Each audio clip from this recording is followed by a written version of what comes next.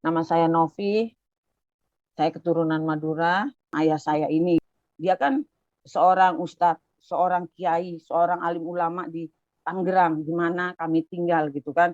Bahkan orang tua ayah kakek saya itu mewakafkan sebagian tanahnya untuk dibikin masjid. Di Tangerang ini orang yang sangat dihormati karena beliau memang seorang alim ulama gitu kan. Terus dia juga seorang eh, apa ya, kalau orang nikah tuh sama dia gitu, mau nikah siri kayak mau nikah apa memang sama ayah saya ini gitu kan. Madura, oh Madura. Siapa yang tidak kenal dengan kota ini atau daerah ini? Madura adalah sebuah daerah yang sangat kental dengan suatu agama. Tetapi kali ini saudara akan menyaksikan bagaimana Tuhan bekerja di daerah ini, bagaimana Tuhan menyelamatkan begitu banyak orang di daerah ini. Di channel kami ini sudah sering kali saya bagikan kepada saudara bagaimana orang-orang dari Madura ini mereka mengenali Yesus Kristus, percaya kepada Yesus Kristus. Dan kali ini ada sangat berbeda dengan apa yang ingin saya bagikan di waktu-waktu yang lalu, bahwa mereka suami istri, mereka bahkan berkata, lebih kami tidak takut dengan pistolnya polisi, kami tidak takut dengan penjara, kami tidak takut dengan strum, dengan ancaman-ancaman kejahatan lainnya. Tetapi kali ini mereka berkata, kami tunduk dan tersungkur di depan atau di bawah kaki Yesus karena kasihnya. Jadi mereka tidak takut.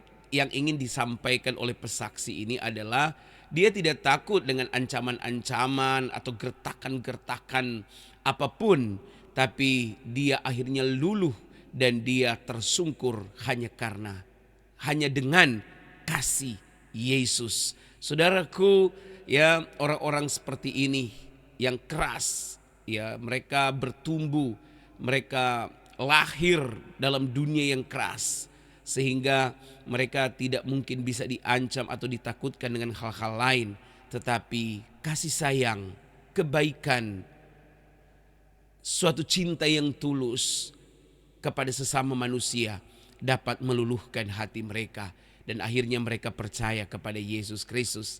Hal ini akan tentu sangat menimbulkan pertanyaan besar. Mengapa di iman lama mereka tidak mendapati itu? Tentu semua ini berhubungan dengan ajaran yang berasal dari Tuhan. Saudara, bagaimana kita akan melihat kesaksian ini? Silakan saudara ikuti bersama kami. Namun sebelum saudara ikuti kesaksian ini, jangan lupa untuk saudara membagikan tayangan-tayangan kami kepada sekalian banyak orang. Dan juga apabila Bapak Ibu ingin berkontribusi untuk berinvestasi dalam pelayanan kerajaan sorga, ya kami sedang membangun sebuah gedung gereja dan pusat pelatihan penginjilan. Bapak Ibu dapat mengirimkan dana Bapak Ibu di nomor rekening yang tertera di atas. Atas segala bantuannya, kami ucapkan banyak-banyak terima kasih. Tuhan Yesus memberkati. Selamat menyaksikan. Nama saya Novi, latar belakang saya Muslim, saya keturunan Madura. Dia kan seorang ustadz, seorang kiai, seorang alim ulama di Tangerang, di mana kami tinggal gitu kan. Bahkan orang tua ayah kakek saya itu mewakafkan sebagian tanahnya untuk dibikin masjid. Di Tangerang ini orang yang sangat dihormati karena beliau memang seorang alim ulama gitu kan. Terus dia juga seorang eh, apa ya, kalau orang nikah tuh sama dia gitu, mau nikah siri kayak mau nikah apa memang sama ayah saya ini gitu kan. Penghulu lah gitu. Nah, karena ayah saya ini juga buka bengkel, bengkel mobil, orang ngelas, orang apa, orang ngecat. Jadi setiap hari Muslim gitu, saya tidak pernah mengalami sambutan-sambutan yang seperti itulah gitu. Oh, mereka baik-baik ya gitu ya. Saya datang mereka menyambut dengan sukacita yang luar biasa gitu. Akhirnya saya duduk, saudara-saudara, ketika worship leader mulai menaikkan penyembahan, saat itu tiba-tiba ada apa ya, satu rasa yang saya nggak tahu itu apa, tiba-tiba ketika penyembahan dimulai, hadirat Tuhan semakin berasa, saya jatuh tersungkur, saya nangis di lantai ngaung-ngaung di gereja itu tanpa saya malu. Nggak ada malu lagi, nggak ada urat malu, nggak ada apa. Pokoknya saya nggak peduli sama siapapun saat itu. Saya nggak tahu apa yang terjadi. saya juga nggak sadar gitu kan. Saya jatuh tersungkur, saya cium lantai, tiba-tiba saudara-saudara di lantai itu seperti Tuhan putar sebuah video, seperti Tuhan taruh layar di situ. Tuhan seperti kasih tahu semua, Nov, ini masa lalumu yang penuh dengan dosa. Ya, kamu pengedar narkoba, kamu menghancurkan masa depan anak-anak remaja, kamu menjadi pengedar uang palsu, berapa banyak orang yang kamu rugikan, betapa banyak orang yang telah kamu sakiti gitu kan. Ini kamu hidup dengan seks bebas, kamu menjadi penari telanjang di diskotik, kamu menjadi LGBT, suka dengan sesama jenis gitu kan. Terus kamu hidup dengan 5 suami pada saat yang bersamaan gitu. Bahkan kamu sempat terlibat dalam sebuah sindikat yang bisa dikatakan apa ya, lu tuh harus harus nyakitin orang gitu kan. Jadi benar-benar Tuhan tuh setel, ingetin satu satu satu satu semua kejahatan yang udah saya lakukan, kayaknya semua dosa udah lo borong gitu kan. Tapi ketika kamu hidup di dalam aku, hidupmu akan kembali suci. Saya tuh seperti dengar suara-suara seperti itu, saya hanya bisa menangis. Tiba-tiba saya cuma bilang, Tuhan ampuni saya, Tuhan ampuni saya. Padahal seumur hidup saya nggak pernah bilang Tuhan, karena orang tua saya ngajarin jangan pernah bilang Tuhan, karena Tuhan itu banyak, tapi Allah cuma satu. Jangan bilang Allah, Allah itu Allahnya orang Kristen gitu kan. Jadi bilangnya Allah ya. Jangan sampai salah nyebut gitu. Tapi entah hari itu saya menyebut saat itu, Tuhan ampuni saya, Tuhan ampuni saya teriak-teriak, nggak malu. Masuk ke penyembahan kedua, ke lagu kedua, masih dalam suasana penyembahan, tiba-tiba saya udah selesai dengan tangisan saya, dengan raungan saya, dengan video yang sepertinya Tuhan setel buat saya kembali duduk. Ketika saya duduk, saudara-saudara, itu tiba-tiba saya seperti mendapat satu siraman yang luar biasa. Kepala saya ini sejuk, saudara-saudara. Dari kepala ini sampai relung hati saya ke semuanya, saya seperti dipeluk, saya seperti diselimuti, saya seperti dilindungi, saya seperti bayi yang baru lahir lah pokoknya. Saya bilang, Tuhan terima kasih saat itu. Akhirnya setelah ibadah selesai, saya pulang ke blok, saudara-saudara, saya pulang ke blok saya, ke kamar saya, ternyata satu lapas sudah dengar kalau saya masuk Kristen. Saya belum masuk Kristen, tapi mereka menganggap saya udah masuk Kristen gitu. Karena saya nggak pernah menyatakan diri saya terima Yesus kan pada saat itu. Saya masuk ke kamar saya, di kamar saya langsung saya dipanggil matampil, lo masuk Kristen, lo yakin lo menjadi orang kafir, bla bla, semua, sampai dari blok ke blok. Ketika saya mau jalan ke dapur aja orang melihat saya seperti melihat kotoran, jijik melihat saya. Yang ketika mereka tahu ke gereja gitu kan. Hari demi hari saya lewati dengan dimusuhi orang, dibenci orang di penjara itu. Ketika saya ikut Yesus, memang saya nggak berubah 100% saat itu, saudara-saudara, nggak 100% berubah. Tapi banyak hal yang sudah diubahkan Tuhan. Saya mulai belajar bersabar, saya mulai belajar mengalah, saya mulai belajar mengasihi. Walaupun saya pada saat itu ya masih di bawah TK mungkin ya, kerohanian saya masih playgroup. Saya nggak ada yang bimbing, saudara-saudara. Saya nggak ada mentor, saya nggak ada kakak rohani yang membimbing saya untuk saya lebih mengenal lagi siapa Yesus. Nggak ada. Saya menyayangi mama, saya menyayangi adik-adik saya menyayangi kakak saya menyayangi semua keluarga saya. Tapi maaf, saya lebih menyayangi Tuhan Yesus, saya bilang. Saya tidak bisa meninggalkan Tuhan Yesus dengan alasan apapun. Karena tidak ada satu alasan pun buat saya meninggalkan Tuhan, Ma. Saat itu saya bilang. Karena apa? Di dunia ini semua yang punya Tuhan, saya bilang, maafin aku ya, Ma. Aku bilang gitu. Wah, langsung dibawanya, dasar anak durhaka, anak apa, makian semua. Langsung saya blokir lagi. Saya takut, saya blokir. Itu yang berusaha untuk saya terapkan dalam hidup saya bersama suami saya. Karena suami saya juga bersyukur punya suami mantan penjahat, ya, daripada, tapi saat ini dia sudah menjadi penjahit. Penjahit ya artinya semua yang sobek dijahit sama dia untuk jadi baru lagi gitu. Saya bersyukur mempunyai suami yang mempunyai visi dan misi yang sama kami berdua gitu kan. Kami sampai saat ini kami ada sebagaimana kami ada, itu semua karena kasih anugerah Tuhan. Polisi nyetrum saya, mukul suami saya, kami tetap nggak berubah. Kami nggak pernah takut sama pistol, kami nggak pernah takut sama tembakan, Kami nggak pernah takut dengan setruman, kami nggak pernah takut dengan penjara. Tapi yang mampu mengubahkan saya dan suami saya yang sekarang, kasih. Kasihnya yang nyata dalam hidup saya, itu yang mampu mengubahkan saya. Seorang Novi yang begitu cinta dan melekat akan dosa, Novi yang begitu cinta dengan kegelapan, sampai akhirnya mengenal terangnya yang ajaib, dan akhirnya dari kegelapan pindah menuju terangnya yang ajaib.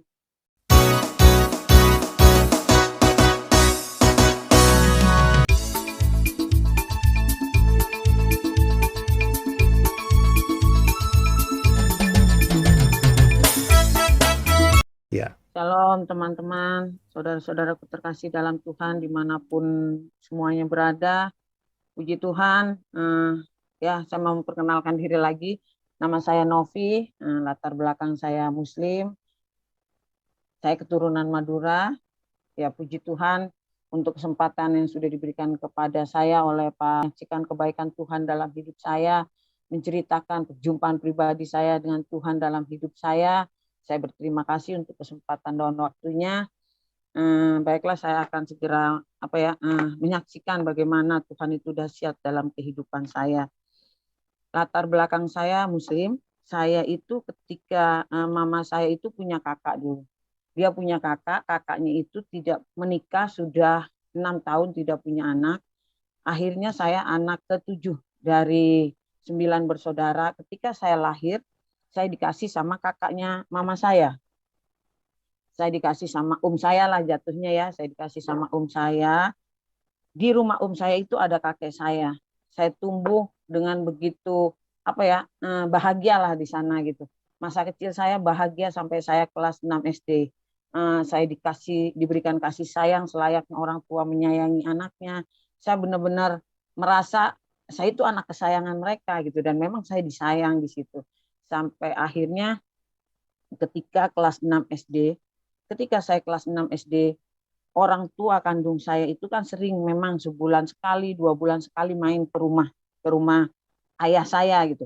Karena yang membesarkan saya dari kecil itu kan om dan tante, saya panggil ayah dan ibu. Mama saya ini dulunya saya panggil om dan tante, jadi terbalik gitu. Sering main ke rumah di mana saya ada.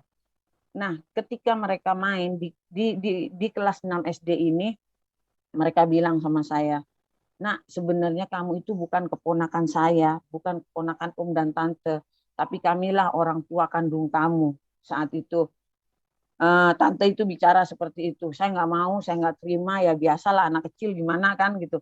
Enggak, kamu bukan ibuku gitu kan, kamu bukan mamaku, mamaku yang ini gitu. Kamu tante aku dan om aku, tapi mereka tetap bilang kami orang tua kandungmu gitu.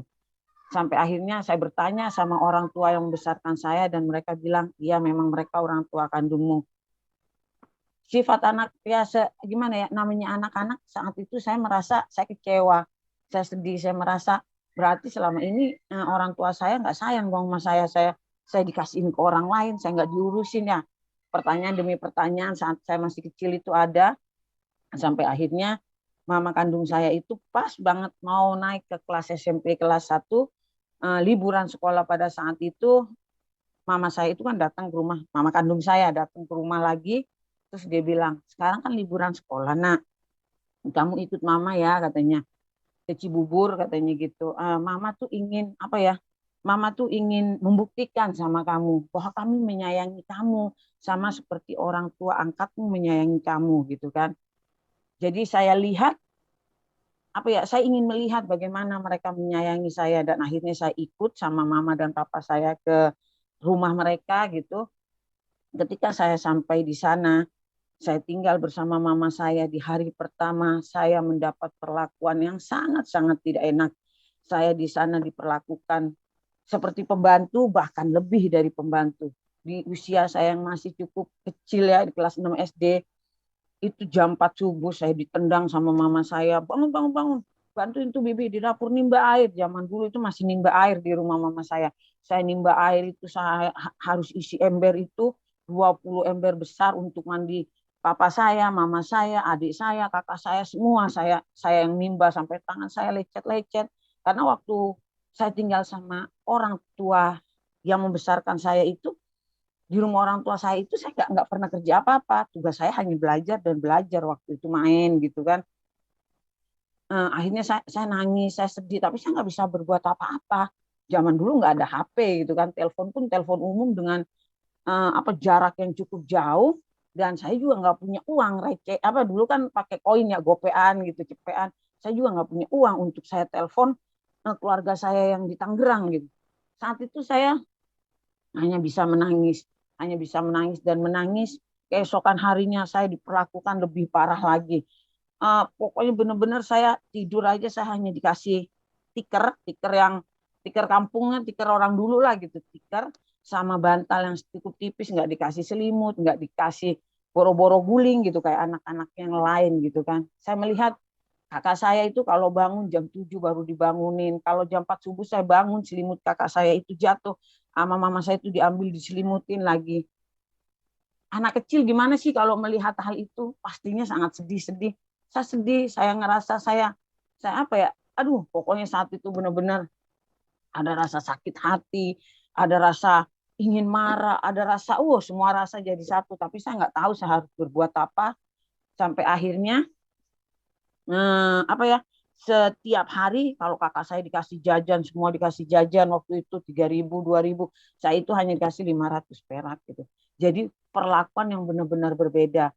Setiap hari Sabtu kakak saya, adik saya semua diajak sama mama dan papa saya ini, yuk kita nonton bioskop. Kalau sore itu mereka berangkat jam 3, tar bioskopnya jam 4 mulai gitu kan. Pulang mereka yang cowok pakai jam tangan baru, semua yang cewek pakai cincin semua. Minggu ke depannya gitu lagi. Yang cowok apa ya yang perempuan dibeliin anting semua. Minggu depannya lagi gitu. Tapi saya tidak pernah diajak dan tidak pernah dibelikan apa-apa. Tugas saya hanya nyapu, ngepel, masak, nyuci. Benar-benar mendapat perlakuan yang nggak selayaknya seorang anak dapatkan dari orang tua kandungnya. Sampai akhirnya timbul sakit hati, timbul dendam sama mama dan papa kandung saya. Saya begitu membenci mereka. Saya benci adik saya benci kakak saya saat itu. Tapi saya nggak tahu saya harus kemana gitu. Saya mau ngadu kemana. Sedangkan mama saya kan mau mulangin saya nanti setelah setelah sekolah masuk. Pada saat itu liburan sekolah kan 40 hari. Zaman dulu ya, zaman saya masih sekolah, liburan sekolah 40 hari kalau kenaikan kelas nggak kayak sekarang gitu. Cuma 1 bulan kalau nggak salah sekarang. Waktu yang cukup lama saat saya ada dalam penderitaan yang dilakukan oleh orang tua saya. Sampai akhirnya satu malam ketika mereka malam minggu pergi nonton bioskop bersama-sama, saya bilang sama bibi yang ada di rumah pembantu mama saya itu, saya bilang, Bi, saya mau keluar sebentar ya, mau kemana? Sebenarnya saya ingin kabur, ingin kembali ke Tangerang, tapi saya nggak tahu caranya gimana, terus ongkosnya gimana, terus naik bisnya apa, karena setahu saya kalau naik bis itu 4 kali nyambung gitu kan, dari rumah mama saya tuh ke Cililitan, terus ke Blok M, terus ke sana gitu. Nah itu yang waktu kecil itu saya nggak tahu gitu. Sampai akhirnya ketika saya eh, jalan kaki lumayan lumayan jauh, tiba-tiba di sebuah tempat di lapangan yang begitu gelap itu ada anak-anak pada nongkrong, pada ngerokok gitu kan, anak laki-laki semua. Saya samperin. Terus orang-orang itu bilang, Neng mau kemana, Neng mau kemana? Saya bilang nggak tahu bang mau kemana. Lagi jalan-jalan aja. Sini sini duduk duduk duduk. Saya duduk sama orang-orang itu. Terus tiba-tiba orang-orang itu bilang begini, mau ngerokok Neng, kayaknya suntuk banget. Enak nggak sih bang ngerokok? Saya bilang. Enak, mau coba? Nih dikasih. Dikasih rokok sama abang itu, sama orang itu saya coba isap, saya batuk. Isap lagi nih, nggak apa-apa. Emang kalau baru-baru gitu, saya isap.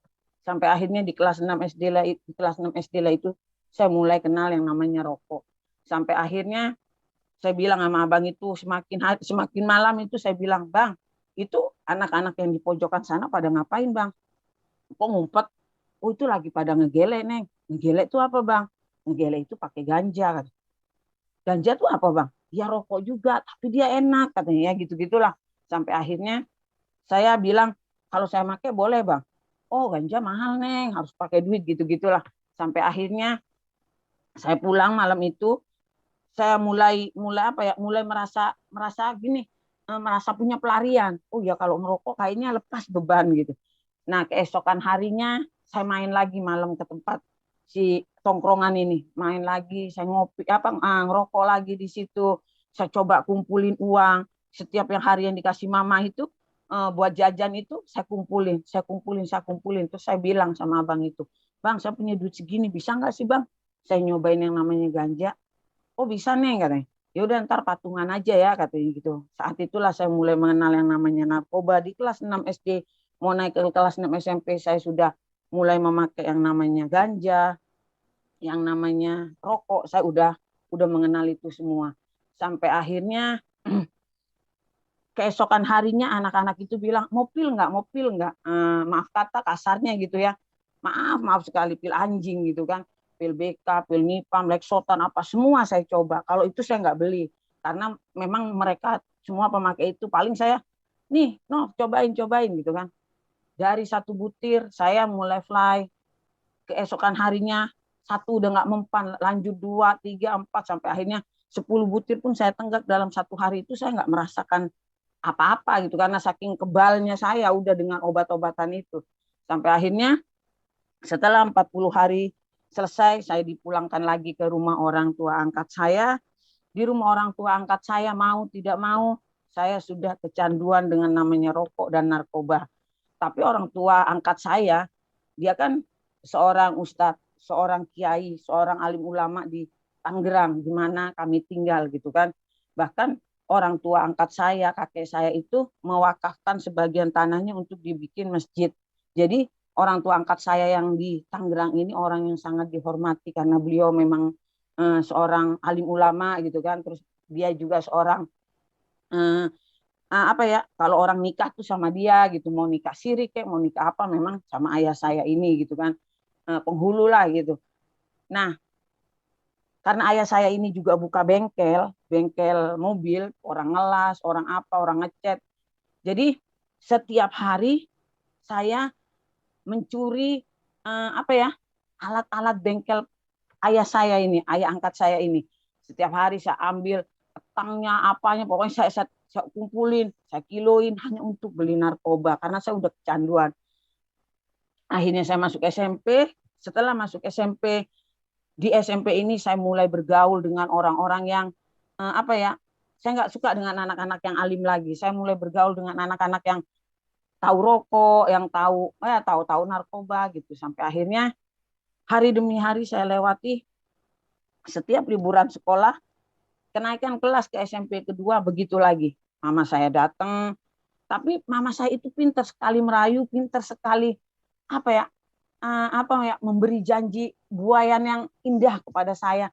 Nah pokoknya mama akan perlakukan kamu lebih baik. Mama tuh sayang sama kamu gini gini gini. Ntar kalau kamu di sana, kamu mau cincin kan kayak kakak, minta mama beliin gini gini. Terenyuh hati saya, hanyut akan janji-janji mama saya yang bilang ntar kamu mau dibeliin sepeda, kamu mau dibeliin cincin kalau ikut mama nih liburan ini.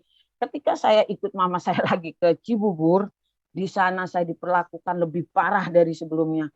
Di sana saya disuruh apa ya, jualan kue keliling. Saya yang belanja ke pasar, saya yang goreng pisang, goreng tahu, goreng tempe, terus saya jual pakai tampah kue gorengan bu gitu. Sedangkan kakak saya, mama saya bukan orang yang susah. Mama saya orang yang cukup berada karena papa saya adalah aparat, papa saya ABRI TNI. Tapi kenapa saya sampai detik ini pun saya nggak tahu gitu. Apa alasan mama menyiksa saya seperti itu gitu kan. Sampai akhirnya kalau orang kekurangan uang buat makan mungkin gitu ya anaknya disuruh begitu, tapi mama bukan orang yang kekurangan uang gitu, tapi dia kayaknya kalau nggak nyiksa saya mama saya nggak dapat kepuasan gitu. Akhirnya saya jualan kue pulangnya, kalau nggak habis saya dipukul, jadi mau nggak mau harus habis. Kalau kue masih sisa 5 aja pisang goreng saya nggak berani pulang karena saya tahu saya pasti dipukul gitu. Kadang saya sampai ngemis-ngemis sama orang, bu beli ya gorengan saya, bu beli ya gorengan saya gitu. uh, Mendapat perlakuan yang sama. Dan setiap saya ke sana, saya pasti cari abang-abang yang tadi, apa ya, anak-anak, kalau zaman sekarang anak pang ya, kalau zaman saya dulu anak-anak metal. Saya cari anak-anak metal, abang-abangan saya yang memperkenalkan rokok sama narkoba pertama kali dalam hidup saya cari mereka. Jadi setiap bulan nih saya ketemu mereka, saya ngopi, ngerokok, makan narkoba bareng sama mereka kalau di Cibubur. Kalau udah pulang lagi ke Tangerang, di sini juga dengan apa ya, grup yang sama gitu kan, orang-orang narkoba, orang apa, sampai akhirnya ketika saya mulai menginjak kelas 3 SMP, saya berpikir, saya makan narkoba, uangnya boleh ngumpul-ngumpulin, boleh nipu-nipu orang, boleh nipu-nipu ayah saya, boleh nyolongin apa ya, alat-alat bengkel ayah saya hanya untuk saya makan narkoba. Gimana caranya saya makan narkoba tapi saya enggak nyusahin orang, enggak enggak harus nunggu uang jajan, enggak harus juga, karena setiap ayah saya itu mau ngerjain ngerjain apa ya, ada motor umpamanya mau dilas mau diapa, ini mana nih tang, nggak ada, ini nggak ada, karena saya selalu colong itu gitu kan, sampai akhirnya uh, disitulah saya berpikir untuk saya mulai menjadi pengedar narkoba. Akhirnya saya belajar untuk menjadi pengedar narkoba, ternyata menjadi pengedar narkoba nih enak ya gitu, saya bisa make tanpa saya harus beli, bahkan saya masih ada untung, saya dapat duit gitu. Oh ternyata enak ya, disitulah saya mulai mulai berambisi untuk lebih lebih dan lebih lagi gitu kan, sampai akhirnya, tapi di mata ayah ayah angkat saya ini dan di mata orang tua kandung saya masih seorang Fitri. Saya kan dipanggil Fitri dalam keluarga, bukan Novi. Novi itu panggilan di luar, anak-anak teman-teman tongkrongan manggilnya Novi, karena nama saya kan Novi Ahlisya Fitri Asya Amira. Jadi saya dipanggil Fitri karena kata mama saya lahir pas Idul Fitri gitu. Jadi eh, pas apa ya, mereka tidak ada yang tahu dengan apa yang saya lakukan, keburukan saya, kebusukan saya, mereka nggak tahu. Mereka tahu tetap Fitri adalah Fitri yang baik gitu kan. Saya kalau udah mabok udah apa, saya nginep nggak pulang. Kalau ayah saya ini kan yang kiai ini cuma bilang gini, nak kamu mau nginep mau apa terserah, tapi ingat jangan permalukan ayah dengan kamu bunting duluan, itu pesan orang tua angkat saya gitu kan. Jadi saya itu nginep di rumah teman, kalau udah beler saya nggak mau orang tua saya melihat oh anaknya mabuk beler, apalagi bapak saya kiai gitu. Di tengah apa ya, di tengah-tengah eh, aktivitas saya yang seperti itu, tapi saya masih satu sosok anak yang dididik orang tua itu dengan agama yang cukup maksudnya gini, saya kan kalau sekolah siang tuh jam 12, jam 8 pagi kami semua, karena ayah angkat saya itu kan punya 3 anak, setelah dia dulu dia nikah 6 tahun lebih nggak punya anak. Setelah mengambil saya, di usia saya 2 tahun, istrinya hamil. Jadi istrinya hamil anak pertama, terus hamil lagi, akhirnya dia memiliki 3 anak. Dan saya, anak angkatnya ini jadi anak pertama ya, jadi 4 bersaudara di rumah ayah angkat saya. Kalau di orang tua kandung saya adalah anak ketujuh. Nah, setelah eh, apa ya, jam 8 pagi, pokoknya lo belajar ngaji, ngaji. Kalau kita dikasih hafalan sama ayat tiap hari, pokoknya hari ini lu harus bisa baca doa selamat, hari ini lu harus hafal ayat kursi, hari ini lu harus hafal ini. Kalau nggak hafal, kita semua dipukul pakai sapu lidi, itu benar-benar sampai hancur gitu. Karena memang di keluarga saya itu memang semuanya harus mengerti gitu, mengerti gitu, mengerti agama lah gitu. Jadi di mata mereka saya tetap seorang fitri yang baik, yang nurut gitu kan. Terus kalau sholat terawih, saya tetap sholat terawih gitu. Bawa mukena dari rumah, saya bilang, Bu, saya terawih ya gitu. Ya, terawih di mana? Di masjid ayah gitu. Enggak, Bu, enggak di masjid ayah, di masjid sono yang jauh. Biar ada pengalaman. Oh ya udah sono, padahal enggak. Mukena sejadah saya titipin di Matahari, di Ramayana, tempat penitipan barang saya titipin. Saya menongkrong ke Blok M, mabok apa. Terus kalau saya nginap, besok siangnya tuh baru saya pulang gitu kan. Apa sampai pagi di Blok M itu mabok apa. Besoknya saya pulang ke rumah teman saya, sorenya saya baru pulang. Kalau ibu nanya gitu, kok nggak pulang semalam? Iya kan abis ini, abis sholat taraweh kita ngaji Bu, kataku kan sampai subuh. Terus sholat subuh, habis sholat subuh nginep di rumah teman, tanggung pulang gitu.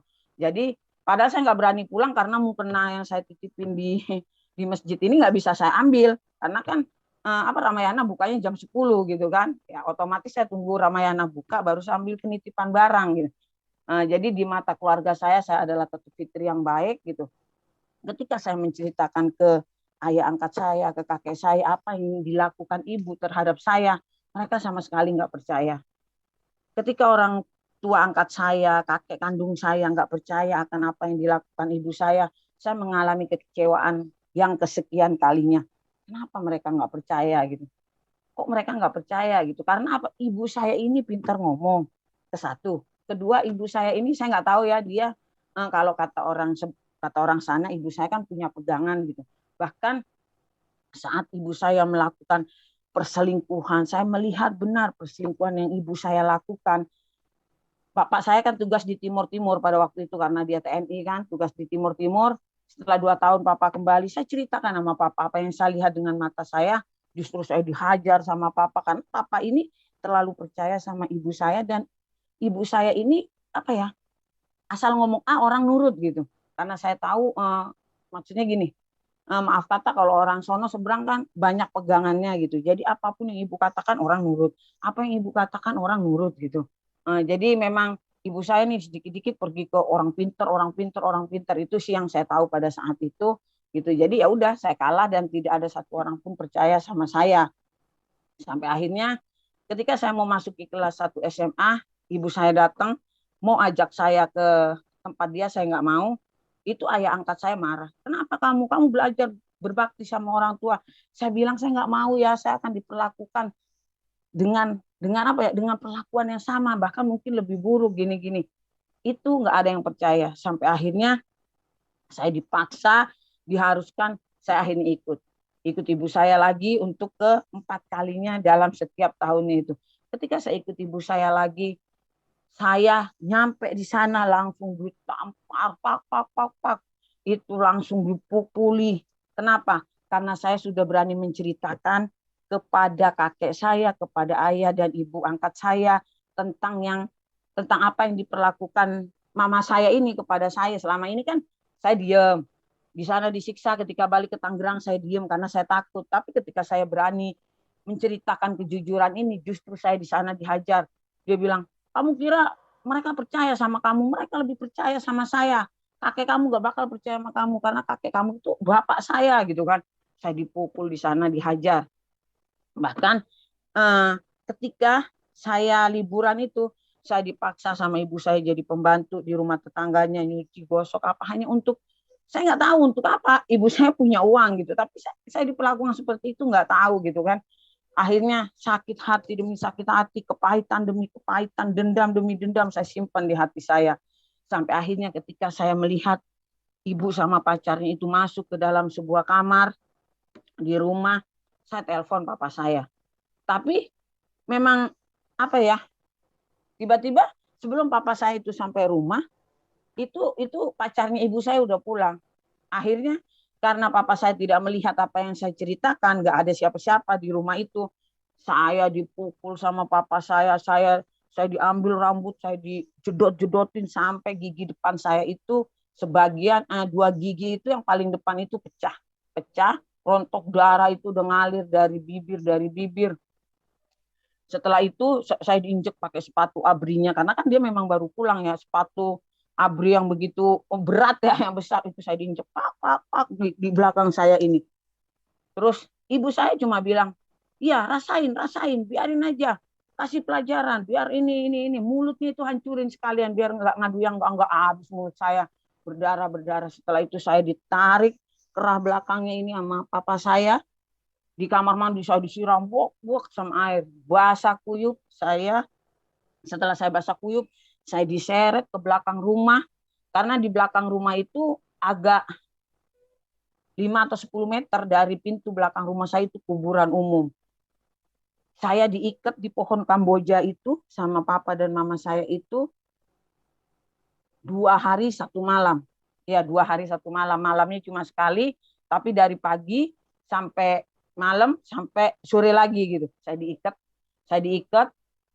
Itu yang namanya semut-semut merah itu udah gigitin saya, udah sakit sakit saat itu saya merasakan sakit yang luar biasa, dendam yang sangat kepada orang tua saya saat itu tanpa saya tahu apa salah saya gitu. Sampai akhirnya kakak pertama saya datang, dia bilang dia nganterin minum, ini dek minum.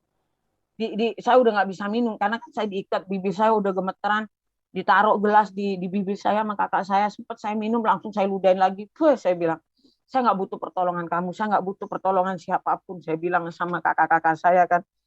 Lalu juga anak keras kepala kan, lu sih pakai ikut campur urusan mama, biarin aja mama mau ngapain ngapain, lu lapor-lapor sama papa katanya, dan buktinya memang nggak ada gitu kan.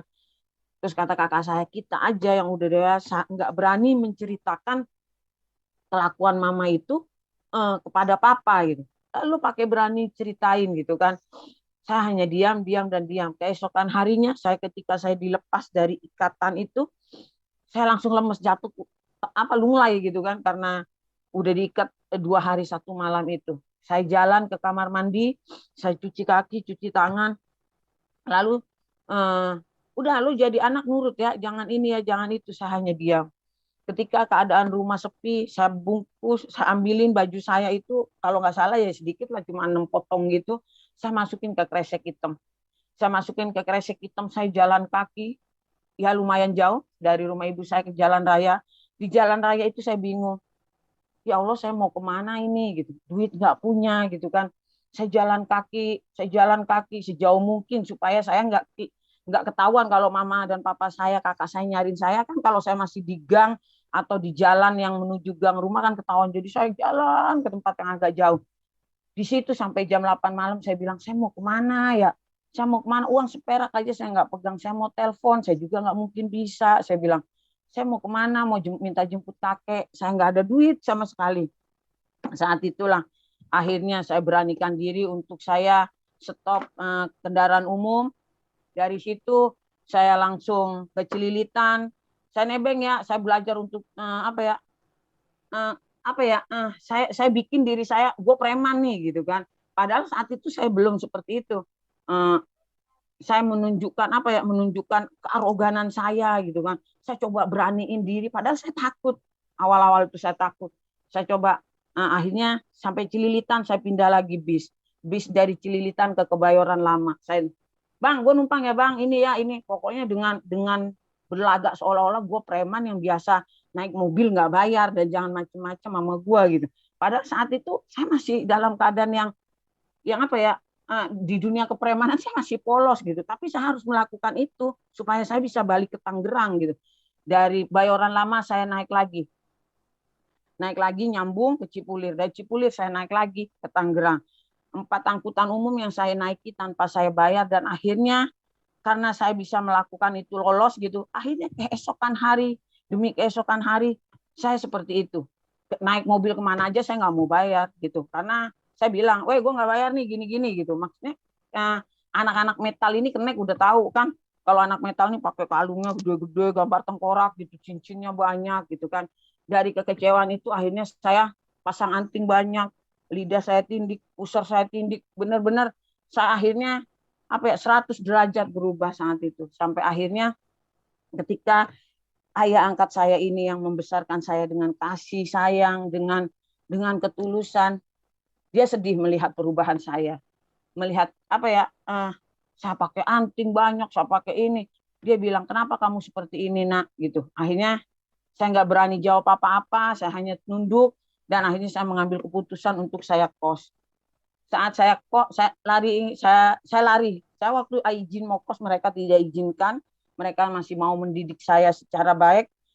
Akhirnya malam-malam saya bungkus baju saya kos. Ketika saya kos, dari situlah saya mulai apa ya, bertahan hidup dengan cara saya.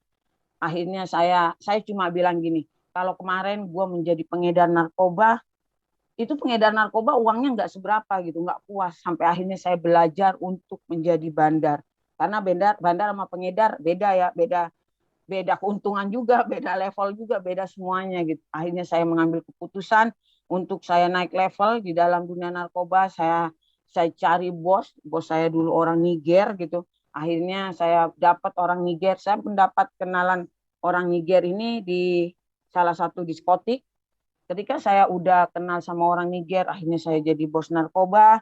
Dan karena saya udah berlimpah dengan uang saat itu, akhirnya saya belajar masuk ke diskotik demi diskotik yang ada di Jakarta.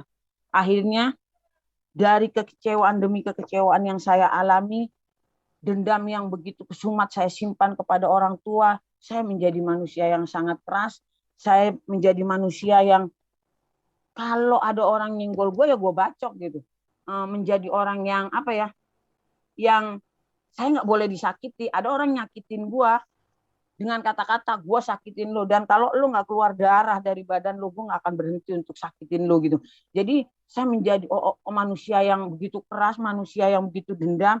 Dan saat saya menginjak dunia dunia narkoba, dunia hitam, dunia kepremanan dan apapun itu, saya langsung ambil komitmen saat itu, komitmen sama setan mungkin ya. Saya bilang, ngobrol sama diri saya sendiri di depan kaca, saya bilang, Nov, lo jangan pernah menangis, jangan pernah meneteskan air mata sedikit pun.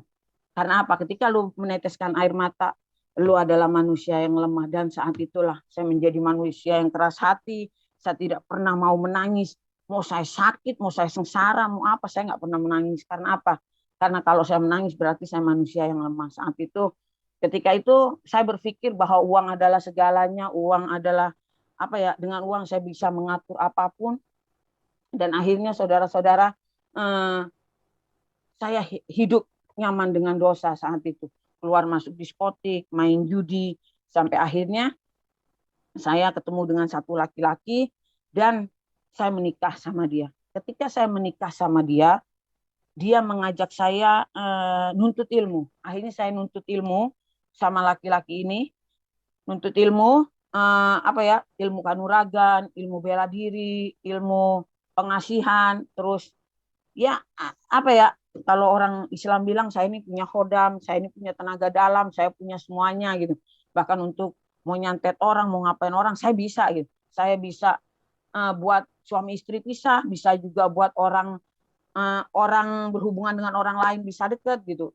Itu ilmu yang saya pelajari dulu gitu kan.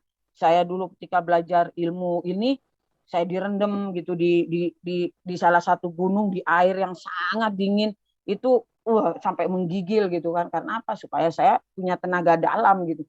Saya direndam itu dari jam 12 malam sampai jam 4 subuh. Saya saya itu menjalankan puasa 40 hari 40 malam, dan itu hanya minum air putih dan makan kembang melati, apa, kembang bunga kantil. Bunga kantil itu setiap jam 12 malam saya minum air putih segelas sama bunga kantil. Saya baca dawaman demi dawaman. Dawaman ini apa ya? Bacaan ya, bacaan ayat-ayat suci yang saya baca untuk saya memperdalam ilmu saya gitu. Saya mempunyai ilmu pengasihan. Pengasihan itu adalah ilmu yang kalau ada laki-laki, kalau saya bilang, lu suka sama gue, lu suka sama gue, lu suka sama gue dalam hati, orang itu akan suka sama saya gitu kan. Saya bisa menundukkan siapa aja gitu dengan ilmu yang saya punya gitu. Dan akhirnya dengan ilmu yang saya punya itu, akhirnya saya salah gunakan. Akhirnya karena narkoba juga, karena saya merasa saya adalah perempuan yang bisa cari uang sendiri, saya bisa mengatur segalanya. Akhirnya saya menjadi orang yang tidak setia sama pasangan. Akhirnya saya kenal dengan satu laki-laki dan saya selingkuh sama dia.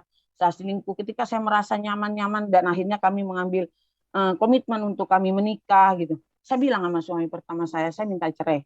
Suami pertama saya tidak mau menceraikan saya nggak mau ceraiin kamu. Ya udah, kalau kamu nggak mau ceraiin saya tetap akan nikah. Saya nikah lagi. Saya melakukan poliandri dengan 5 laki-laki pada saat itu. Saya mempunyai 5 suami. Dan 5-limanya itu memang, yang pertama saya nikah sah di KUA, yang kedua saya nikah siri, yang ketiga saya nikah siri, yang keempat saya nikah siri, yang kelima nikah siri. Tapi mereka berlima kalau salah satu ketemu mereka baik-baik aja gitu, ngobrol-ngobrol aja gitu. Tapi di tengah kekecewaan saya sama laki-laki gitu, saya jatuh cinta juga dengan wanita gitu.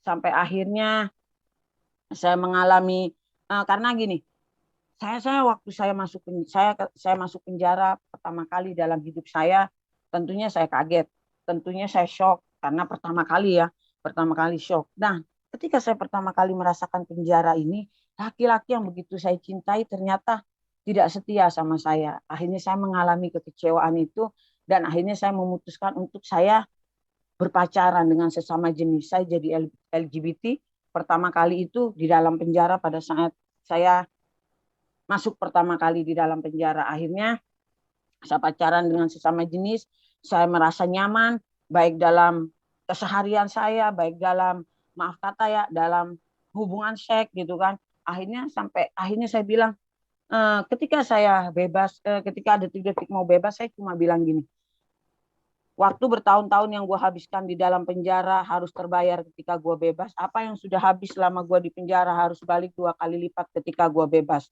Jadi ketika saya pulang, saya harus lebih jahat dari sebelumnya. Saya harus lebih lebih giat lagi dalam mengedarkan narkoba dari sebelumnya. Pokoknya antusias saya semakin besar di dunia yang nggak baik, di dunia kejahatan gitu kan. Sampai akhirnya ketika saya bebas, saya udah punya cewek dong tentunya, maksudnya saya udah jadi LGBT, tapi saya masih dengan 5 suami. Jadi pada saat itu saya sempat mempunyai 3 perempuan dan 5 suami pada saat itu. Tapi saya juga adalah salah satu manusia yang begitu benci dengan orang Kristen. Saya juga manusia yang begitu benci dengan yang namanya gereja, karena kan saya tadi bilang, walaupun saya bandel, tapi di sisi lain keluarga saya itu mengharuskan kami semua mengerti agama gitu. Karena keluarga saya bilang lebih baik lu jadi orang bejat, jadi penjahat, jadi orang bandel, tapi bukan orang kafir. Itu yang keluarga saya ajarkan sama saya. Dan hal itu yang saya taruh dalam pikiran saya, dalam hati saya, sampai kemarin-kemarin gitu, sebelum saya mengalami Tuhan gitu. Jadi ketika 1996 kalau nggak salah ya, 96 atau 95, 97 ada kerusuhan massal di Jakarta, semua penjarahan di mana-mana, krisis moneter dimulai, orang buat makan susah apa susah, tiba-tiba gereja di mana saya tinggal, maksudnya saya tinggal di satu daerah, di situ ada gereja dekat saya. Gereja itu mendapat bantuan dari Amerika, setahu saya, dan bantuan sembako. Akhirnya sembako ini dikasih sama masyarakat sekitar, kayak beras, Indomie, minyak goreng gitu-gitu kan. Ketika saya dikasih, saya bilang, ngapain lu ngasih-ngasih gua? Aku bilang gitu kan.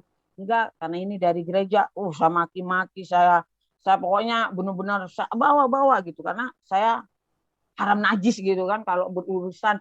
Bahkan dulu ayah saya itu mengajarkan lu bersentuhan aja sama orang Kristen nih badan lu udah najis gitu kan dulu. Jadi itu yang melekat, benar-benar ajaran yang apa ya, doktrin yang sudah dikasih sama saya itu melekat dalam hati pikiran pikiran saya gitu. Dan akhirnya saat itu saya panggil teman-teman saya suruh keliling ke di kampung di mana saya ada itu, saya bilang, lu bilang ya sama mereka, balikin itu sembako, itu haram, itu mereka mau ngajak kita masuk Kristen, itu cara mereka, segala macam lah. Sampai akhirnya sebagian besar, mungkin kalau nggak salah 90% ya, dari masyarakat di kampung di mana saya ada itu dibalikin semua sembako yang dikasih gereja itu. Saat itu saya merasa merdeka, saat itu saya udah berjihad, saya udah berjihad dong, saya menyelamatkan itu orang-orang Muslim yang dikasih makanan sama gereja itu saat itu. Saya merasa udah merdeka. Setiap ada komsel, di dekat rumah saya itu juga ada orang Batak, orang Kristen. Kalau Sabtu malam Minggu itu nyanyi-nyanyi haleluya, haleluya. Apa itu haleluya, haleluya? Kataku berisik aja. Udah kempesin. Saya suruh anak-anak preman itu kempesin motor, sobek bang motornya pakai apa tuh? Ada pisau kecil saya itu gitu kan. Disobek di ini. Pokoknya saya begitu benci sama orang Kristen gitu. Jadi hal-hal buruk itu saya lakukan. Sampai akhirnya saya masuk ketika perjalanan hidup saya itu sudah semakin hari semakin melekat sama dosa, sudah semakin hitam, sudah semakin gelap gitu kan. Saya sempat kerjasama dengan teman saya, kami buka pabrik uang palsu di Madura. Di Madura itu, tapi kita ambil yang paling jauh di gunung gitu kan, di gunung. Nah, kita bikin itu uang palsu itu dolar dan rupiah. Kalau dolar kita sebar daerah Batam dan Singapura, kalau rupiah itu kita sebar kebanyakan sih kita sebar di Bandung, di Jawa gitu kan. Tapi orang-orang Madura yang tukang sate daerah Tangerang itu udah saya pegang semua gitu. Jadi kalau mereka beli uang palsu sama saya, mereka kasih uang asli 5 juta, saya kasih uang palsu sama mereka 10 juta. Untung mereka kan separohnya gitu kan, pikiran mereka gitu. Dan itu berjalan bertahun-tahun. Jadi selain saya menjadi pengedar narkoba, saya juga hidup dengan sesama jenis, saya sudah sudah menjadi LGBT yang apa ya, aduh, gua nggak bisa hidup tanpa perempuan gitu. Saya juga hidup dengan 5 suami, melakukan poliandri gitu. Dan saya juga apa ya, hidup saya kalau nggak main judi sehari aja saya sakit kepala. Jadi hiburan saya tuh hanya judi, judi dan judi. Saya perempuan paling kuat, duduk 3 hari 3 malam, nggak ngapa-ngapain. Paling berdiri sebentar, cuma buang air kecil, cuma ngopi ngerokok, nggak makan pun saya kuat gitu. Dan saya apa ya, tidak bisa hidup tanpa pakai sabu karena setiap hari saya harus nyabu. Dan saya juga eh, rokoknya sehari 8 bungkus itu.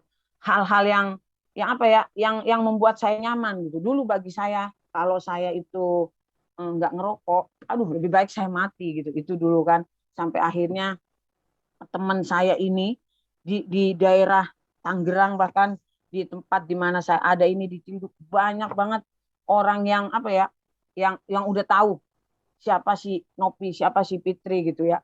Melekat sekali. Saya itu udah di sini udah ditulis lah penjahat gitu kan. Pokoknya kalau ngeliat saya ngeliat penjahat gitu. Saya kalau udah mabok sama teman-teman saya naik motor 5 6 orang di pasar Cilduk ini, orang dagang apel, bungkusin apel nih 1 kilo, bungkusin ini 2 kilo, belum dapat penglaris, ambil nggak, kalau nggak gue hancurin gerobak lu gitu kan, dibungkusin jeruk. Jadi sampai sekarang, karena saya bilang sama suami saya yang sekarang, suami saya yang di dalam Tuhan, pernikahan pertama kali saya di dalam Tuhan ini, saya cuma bilang, saya lahir di Cilduk, saya besar di Cilduk, saya hancur di Cilduk, dan di Cilduk pula lah saya akan tinggal, dan biar semua orang bisa melihat bahwa Yesus hidup dalam hidup saya. Uh, itu prinsip saya pada ketika saya mengalami Tuhan. Saya flashback balik ke belakang ketika saya udah melakukan semua kejahatan dalam hidup saya enak dan nyaman dengan apa ya, dengan posisi saya saat itu, sebagai bos narkoba, sebagai ketua preman, sebagai pengedar uang palsu, saya mempunyai pasangan di mana-mana gitu. Nyari uang itu begitu gampang, begitu mudah gitu. Saya ngolah orang begitu gampang dengan uang yang saya miliki gitu. Bahkan bisa dikatakan hampir sama dengan hipnotis ya, karena kalau saya bilang lu tunduk, tunduk gitu kan. Nah, sampai akhirnya saudara-saudara, ketika saya di penjara keempat kalinya di 2014, 2015 Januari 2015, gimana sih? Tanggal 5 di 5 Januari 2015. Itulah saya mengalami Tuhan Yesus dalam hidup saya ketika sudah 4 kali menginjakkan kaki saya di penjara. Saat itu saudara-saudara, bapak saya, ayah angkat saya meninggal. Ayah angkat yang begitu mengasihi saya, yang begitu menyayangi saya, yang kalaupun saya melakukan kesalahan apapun dia tidak pernah pukul saya gitu kan. Beda sama papa kandung saya yang selalu siksa saya. Ibu angkat saya meninggal. Kakek kakek yang begitu saya anggap malaikat dalam hidup saya dipanggil Tuhan juga. Suami kelima saya, cuma suami kelima saya inilah yang setia menemani saya. Maksudnya sekalipun dia tahu kelakuan saya, sekalipun dia tahu kebejatan saya, dia tetap bertahan. Dia menunggu perubahan dalam hidup saya, tapi saya nggak berubah juga ya kan. Itu dipanggil Tuhan. Jadi 4 nyawa dipanggil Tuhan, kakek saya, suami kelima saya. Nah, suami ke 1, 2, 3, dan 4 udah pergilah, udah saya tinggalin semua. Jadi saya bertahan dengan suami kelima saya. Tapi ketika saya coba untuk, maksudnya ya udahlah, gue mau jadi perempuan setia, cukup dengan 1 suami. Yang saya pertahankan adalah suami kelima saya. 1, 2, 3, 4 saya udah bener-bener, udah kita pisah, kalian mau nikah nikahlah, udah kita jadi saudara aja, bener-bener udah ada kata-kata seperti itu gitu kan. Nah, suami kelima saya, kakek saya, ayah angkat saya, ibu angkat saya yang begitu mengasihi saya, yang begitu mengerti, bisa dikatakan mengerti lah, walaupun saya seperti hidup seperti itu, mereka tetap apa ya, kalau saya pulang tetap mereka peluk saya, tetap mereka rangkul saya, paling mereka bilang, berubahlah nak, jangan kayak gitu, beda dengan mama dan papa kandung saya. Itu yang membuat saya kehilangan mereka. Dan akhirnya ketika saya bilang sama Kalapas, sama petugas, saya bilang saya pengen pulang, saya pengen lihat mayat mereka. Nggak bisa lihat. Walaupun saya punya uang, walaupun banyak yang backing saya. Waktu itu saya di lapas itu satu lapas sama Miranda Gultom. Sama Miranda Gultom. Miranda Gultom ini saya panggil Inang Tua waktu itu. Dia itu mensupport saya, dia itu berusaha nemuin kalapas untuk bantu saya, untuk supaya apa? Supaya saya bisa pulang lihat mayat keluarga saya gitu.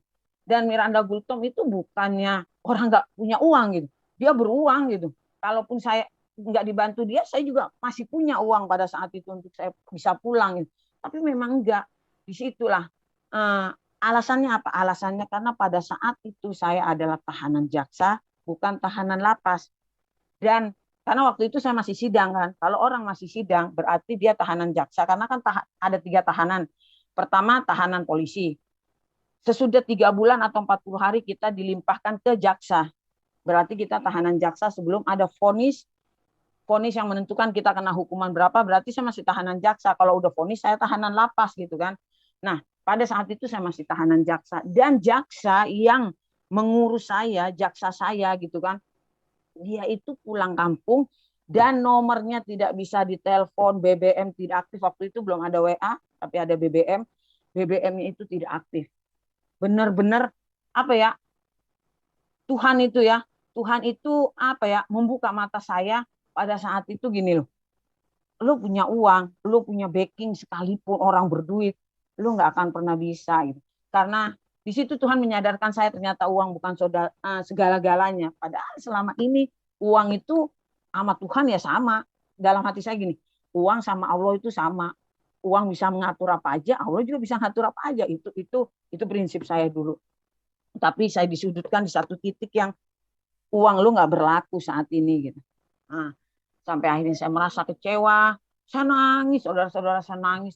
Aduh, saya nggak bakal ketemu yang namanya kakek saya nggak akan pernah bisa lihat mukanya lagi seperti apa, saya nggak bisa lihat lagi mayatnya, saya nggak bisa lihat ibu saya yang membesarkan saya dari kecil, eh, ayah saya yang begitu mengasihi saya, suami kelima saya yang begitu, aduh, dia suami yang luar biasa yang kelima ini, tapi ya saya nggak bisa lihat lagi, penyesalan pun udah nggak ada gunanya gitu. Jadi saat itu saya ngerasa saya putus asa, saat itu saya ngerasa saya ingin mati, saat itu saya udah benar-benar ada di titik nadir terendah. Saya benar-benar ngerasa, aduh, udahlah, gue mati aja lah. Allah tuh nggak ada, Tuhan tuh nggak ada. Dan akhirnya ketika ketika apa ya, ketika rasa itu ada, saya sempat sempat berpikir gini, saudara, sempat berpikir, ah udahlah, gue nggak mau punya agama, nggak lagi mau menyembah Allah, gue nggak mau punya agama apapun, udah gue hidup aja begini, toh ada Allah juga bisa nolong gue, buat apa gitu, toh uang gue juga, jadi merasa apa ya, udah kayak orang ngeblank, kayak orang gila gitu. Akhirnya di tengah keputusasaan saya ingin bunuh diri, saya ingin mati apa ya, tiba-tiba saudara-saudara jam 2 malam di kamar saya itu waktu itu ada 9 orang, 4 Muslim, 4 Kristen, 5 Muslim. Nah, di jendela di lapas itu kan ada jendelanya. Di jendela itu disitulah ditaruh Alkitab, Al-Quran, majalah gitulah, baca-bacaan, kita pinjam buku ke perpustakaan, ditaruhnya di situ. Nah, ketika jam 2 malam itu tiba-tiba saya duduk, karena memang saya nggak tidur-tidur. Saya nggak tidur-tidur karena apa? Karena itu saya merasa putus asa, saya merasa galau, saya ingin mati.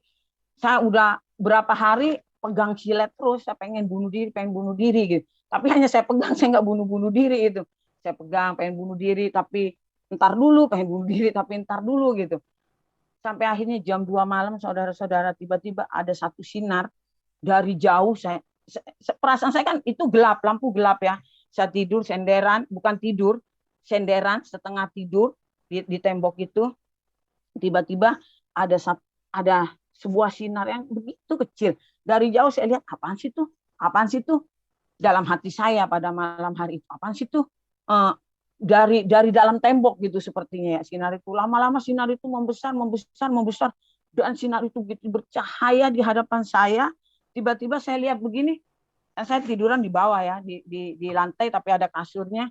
Saya lihat begini, tiba-tiba itu ada satu sosok yang berjubah putih dengan apa ya, dengan sinar di dadanya. Dan saudara-saudara tahu, tiba-tiba tangan kiri saya ini seperti ada yang memegangnya, seperti ada yang mengangkatnya. Dan tiba-tiba terdengar satu suara, kemarikan tanganmu nak, dan tidak akan pernah aku lepaskan. Suara itu jelas, saudara-saudara. Suara itu terdengar begitu sejuk. Suara itu terdengar begitu, saya nggak bisa ngomong lagi.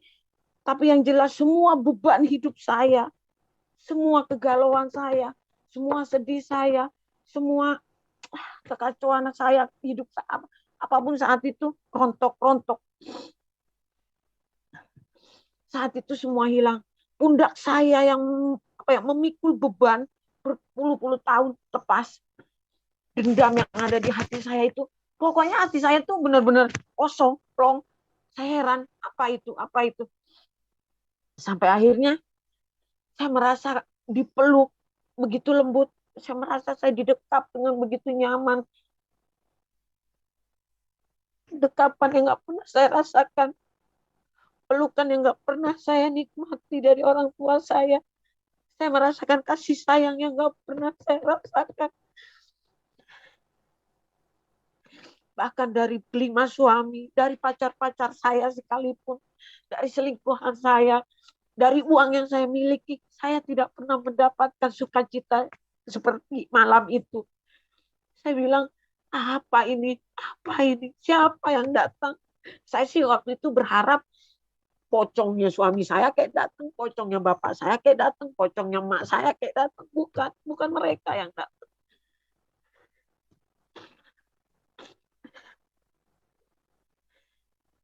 Tiba-tiba nggak lama kemudian sinar itu hilang.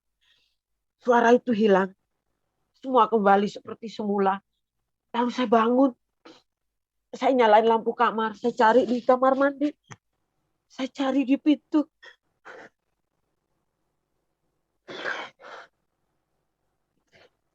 Udah nggak ada.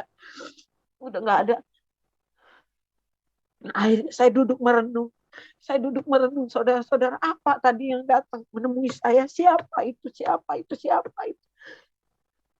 Keesokan harinya sudah ada satu perubahan dalam hidup saya. Saya merasa lebih kuat. Saya merasa lebih tenang dari sebelumnya. Tadinya saya nggak keluar dari kamar, saudara-saudara. Saya di kamar aja. Saya nggak mau kemana-mana. Sampai akhirnya saya main ke blok teman saya di sebelah. Di blok sebelah, lain blok sama ke blok saya. Saya main. Teman saya ini Islam. Saya ke sana mau ngomongin soal bisnis narkoba. Tiba-tiba saya masuk, misi tamping, misi kamar 9, masuk saya.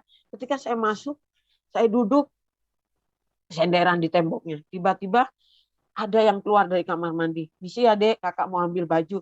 Iya kak, rupanya yang saya dudukin ini kasurnya temannya teman saya. Langsung saya bergeser begini. Ketika saya bergeser menoleh ke belakang, di belakang tembok ini ada foto Tuhan Yesus yang ada love dengan sinar di dadanya. Itu saya terpana, itu saya seperti diingatkan, itu seperti ada klik, ada connect yang begitu begitu menarik saya. Tiba-tiba mulut saya bilang, ini dia yang datang tadi malam menemui saya bilang. Lalu si Kristen ini, kakak yang Kristen ini bilang gini, berarti lu orang yang dipanggil Tuhan, lu orang yang dipilih Tuhan. Dia bilang begitu sama saya. Saya langsung marah, saya langsung naik pitam pada saat itu. Saya bilang, lo ngomong jangan sembarangan ya. Gua nih orang Madura, lebih baik gua mati berkalang tanah daripada gua jadi orang kafir. Saya bilang, saya tunjuk-tunjuk dia, saya ludahi, terus saya bilang, gua nggak bakal main ke kamar lu selama masih ada dia di kamar lu. Saya keluar dari kamar itu, ntar lu ke kamar gua aja, kita ngomongin di sana. Saya keluar dari blok itu. Dari blok itu ke blok saya terngiang-ngiang kata-kata orang itu. Kata-kata yang si Kristen ini. Lo orang dipilih Tuhan, dipanggil Tuhan. Sampai saya gini, rambut saya, otak saya sampai saya pukul. Apa sih ini? Apa sih ini? Saya coba untuk tepis, saya coba untuk tangkis, saya coba untuk ah, gimana sih? Enggak gitu loh. Akhirnya sesampainya di kamar saya bukannya duduk saudara-saudara, biasanya sampai kamar saya ngerokok, ngopi gitu. Saya tiba-tiba berdiri, kayak ada yang nuntun saya gitu. Saya berdiri di depan jendela, tiba-tiba ada satu suara yang menggerakkan saya. Ambil Alkitab itu, nak. Ambil Alkitab itu. Saya kayak orang, apaan sih gitu ya, kayak orang bingung, apaan sih gitu. Ambil Alkitab itu, nak. Saya ambil Alkitab yang berjejer itu kan, ada 4 Alkitab dan 5 Al-Quran. Saya ambil Alkitab itu, saya duduk, saya buka. Saya buka, saya baru baca Kejadian itu, nama-nama ya kan, nama-nama awal awal diciptakannya langit dan bumi. Apa sih nih? Kok beda sama Al-Quran? Saya lipat lagi, saya taruh lagi. Ambil Alkitab itu, nak. Ambil, baca. Apa sih ini suara gitu kan? Suara itu benar-benar kayak, aduh, nuntun saya, dorong saya gitu, maksa saya gitu kan. Saya ambil lagi, saya buka lagi. Apa sih ini, orang cuma cerita tentang langit, bumi, ciptaan, apa ini, nama-nama, nama-nama bapaknya, anaknya, apa sih ini? Saya tutup lagi, saya taruh lagi. Ketika saya taruh lagi, suara itu lebih kuat. Ambil, nak, ambil Alkitab itu, baca. Saya ambil lagi. Pas saya baca lagi, teman saya datang dari luar. Teman saya itu langsung tendang Alkitab itu, tas, mental Alkitabnya. Ngapain lu baca-baca Alkitab, lu mau masuk Kristen? Saya langsung nyaut. Haram najis, mampus gue masuk Kristen. Saya bilang, ini Alkitab jatuh, masa ya nggak gue pegang, gimana caranya gue mau naikin Alkitab pakai kaki gue, ya pakai tangan gue lah. Saya bilang, kali lu mau masuk Kristen, mau jadi orang kafir, ya kagak lah. Saya bilang, saya taruh lagi tuh Alkitab. Teman saya ini masuk cuma ngambil rokok sama kopi, berangkat lagi keluar. Nggak ada orang lagi di kamar. Akhirnya suara itu semakin kuat. Ambil, nak, ambil Alkitab itu dan buka. Saya ambil Alkitab itu, lalu saya buka. Tangan saya ini nggak buka lagi di Kejadian, nggak buka lagi di apa? Nggak buka lagi dari awal. Tapi tiba-tiba tangan saya ini digerakkan, dan tiba-tiba saya buka Alkitab ini agak ke tengah. Di situ saya menemukan apa ya? Saya buka di situ, saya langsung baca Yohanes. Yohanes apa nih? Yohanes pasal 14 ayat 6. Kata Yesus kepada mereka, akulah jalan kebenaran dan hidup, dan tidak ada satu orang pun datang kepada Bapa tanpa melalui aku. Tuh, langsung kayak ada apa ya? Langsung kayak ada langsung kayak gitu. Apa ini ya? Apa artinya ya gitu? Akhirnya saya tutup lagi, saya taruh lagi. Disitulah mulai ada perubahan dalam hidup saya yang tanpa saya sadari gitu. Tapi saya nggak berani ngomong sama siapapun, yang ada pikiran saya kacau. Pikiran saya udah nggak tenang lagi. Saya nggak cerita sama siapapun akan apa yang saya alami, kecuali di blog teman saya yang tadi saya sempat cerita. Ini nih yang nemuin gua gitu kan. Itu saya bawa dalam apa ya, kalau orang Islam apa sih ya, kalau orang Kristen mah saya bawa dalam pergumulan pribadi saya gitu kan. Akhirnya saya bilang, saya harus apa nih, apa. Tapi itu hari Senin itu dorongan itu begitu kuat. Saya mandi pagi-pagi, saya rapi pagi-pagi. Saudara-saudara, kalau pagi-pagi itu, kalau orang Islam dia wajib ke musola jam 9 pagi. Yang Kristen wajib ke gereja, yang Buddha wajib ke wihara. Tiba-tiba saudara-saudara, saya melangkahkan kaki saya di hari Senin itu ke gereja di lapas wanita. Saya melangkahkan kaki saya ke gereja, saya masuk ke gereja itu, saya malu masuk. Malu. Saya nunduk aja, nunduk. Saya duduk paling depan. Karena kalau paling belakang kan saya ditanya-tanya orang. Saya duduk aja paling depan. Tapi ketika saya duduk, tiba-tiba saya sadar, ya Allah, saya ada di mana ini, ya Allah. Ya Allah, maafin saya ya Allah. Saya ingat kembali sama Allah saya saat itu. Padahal ketika saya nggak mengalami sinar itu, saya sempat bilang saya nggak mau punya agama, saya mau ninggalin Allah gitu kan.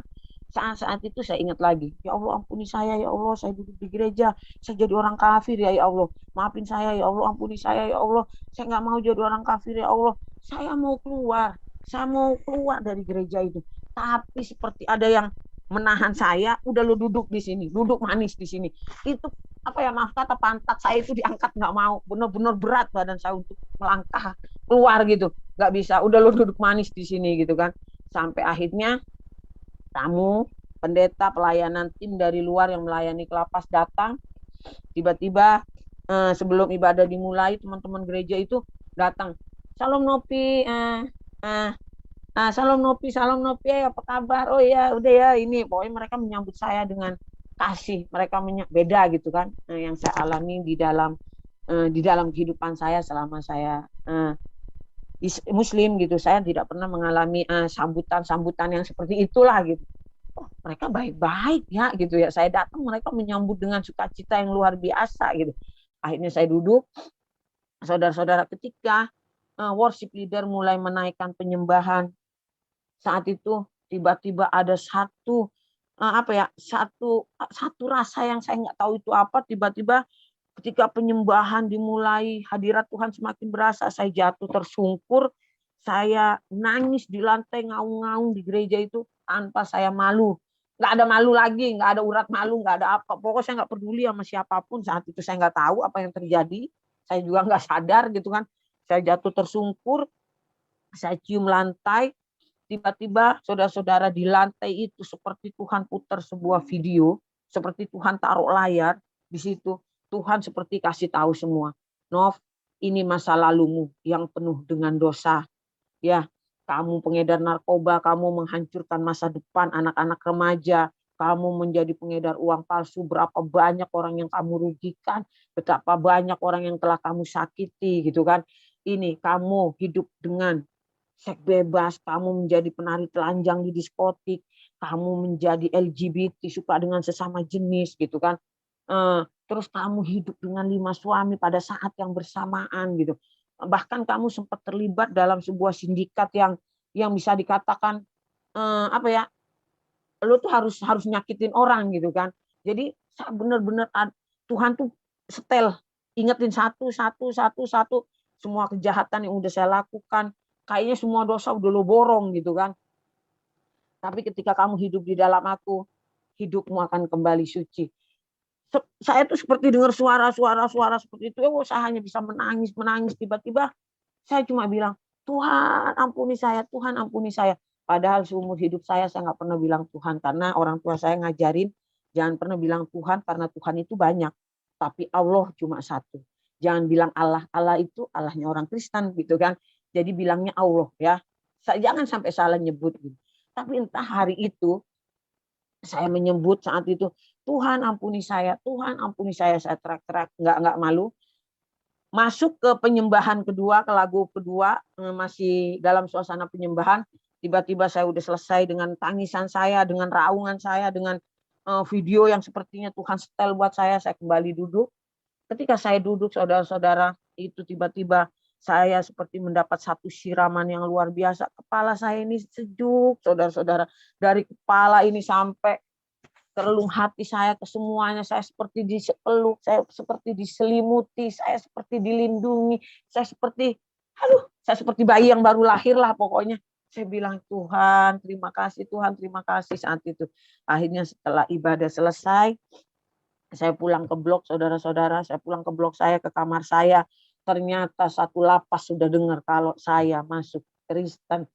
Saya belum masuk Kristen, tapi mereka menganggap saya udah masuk Kristen gitu. Karena saya nggak pernah menyatakan diri saya terima Yesus kan pada saat itu. Nah, saya masuk ke kamar saya, di kamar saya langsung saya dipanggil mata, lo masuk Kristen, lo yakin lo menjadi orang kafir, bla bla, semua, sampai dari blok ke blok. Ketika saya mau jalan ke dapur aja orang melihat saya seperti melihat kotoran, jijik melihat saya. Yang ketika mereka tahu ke gereja gitu kan. Hari demi hari saya lewati dengan dimusuhi orang, dibenci orang, di penjara itu. Ketika saya ikut Yesus, memang saya nggak berubah 100% saat itu, saudara-saudara, nggak 100% berubah. Tapi banyak hal yang sudah diubahkan Tuhan. Saya mulai belajar bersabar, saya mulai belajar mengalah, saya mulai belajar mengasihi. Walaupun saya pada saat itu ya masih di bawah TK mungkin ya, kerohanian saya masih playgroup. Saya nggak ada yang bimbing, saudara-saudara. Saya nggak ada mentor, saya nggak ada kakak rohani yang membimbing saya untuk saya lebih mengenal lagi siapa Yesus. Nggak ada. Berjalan mengalir gitu aja. Tanpa ada yang bimbing saya cuma baca firman Tuhan, di firman Tuhan mengajarkan kasih, ya saya mengasihi. Itu aja. Jadi nggak ada yang mentor ngajarin, lu harus begini, lu harus begitu gitu kan. Nggak ada. Dan saudara-saudara, setiap ibadah di lapas wanita itu, setiap hari hampir ada altar call. Setiap hamba-hamba Tuhan yang melayani dari luar selalu bilang, siapa yang mau didoain maju ke depan. Saya maju ke depan, saudara-saudara. Saya maju ke depan.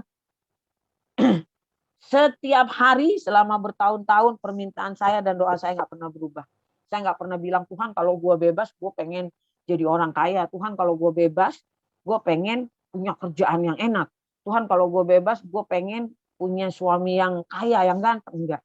Doa saya cuma satu saat itu. Selama bertahun-tahun sampai saya bebas. Tuhan, ini hidup saya mau kasih sama Tuhan. Setiap altar call ke depan, apa yang mau didoain, nak?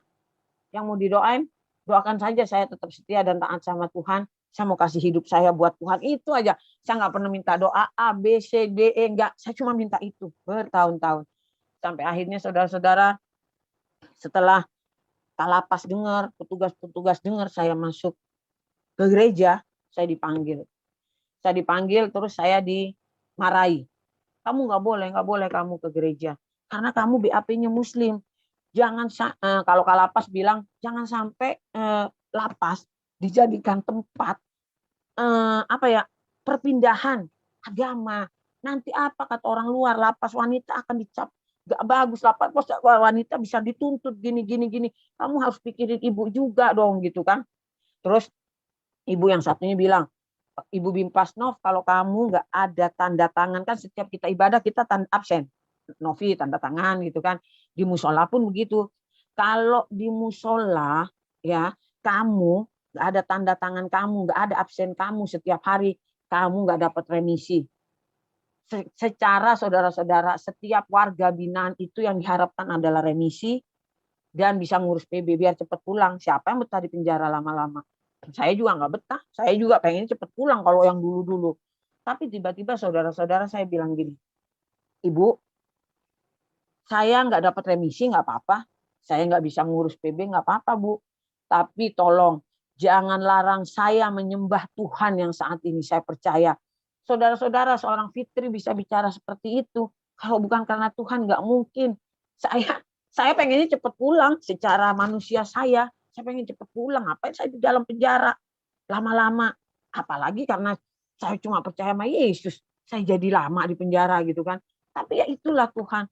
Tuhan memberikan kekuatan kepada saya untuk saya bisa mengatakan hal-hal yang secara manusia saya nggak mau katakan gitu kan. Sampai akhirnya saudara-saudara, dari perubahan saya, dari perubahan sikap, karakter saya, kelakuan saya tuh kalau di sono apa ya, kayak preman lah tingkahnya gitu kan. Tapi ya itulah, semenjak itu Tuhan perubahan demi perubahan mulai terjadi gitu. Sampai ada salah satu teman saya itu yang mungkin kayak ikut juga live streaming ini sekamar sama saya, dia bilang, gue nggak takut sama siapapun, no, tapi gue takut sama lu. Kenapa? Karena biar gitu-gitu lu itu rajin berdoa.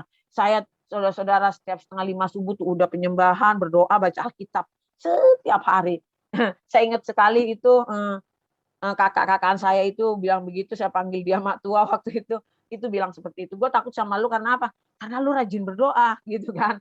Jadi support dia, penyemangat dia itu dia juga salah satu apa ya yang memotivasi saya, yang waktu dia ada di kamar nih, dia orang baru datang, tapi ketika dia melihat bagaimana saya belajar untuk lebih mengenal Tuhan, dia memotivasi saya gitu kan, karena memang dia apa ya, dia juga suami yang cinta Tuhan, jadi banyak tahu lah dia mengajarkan saya gitu.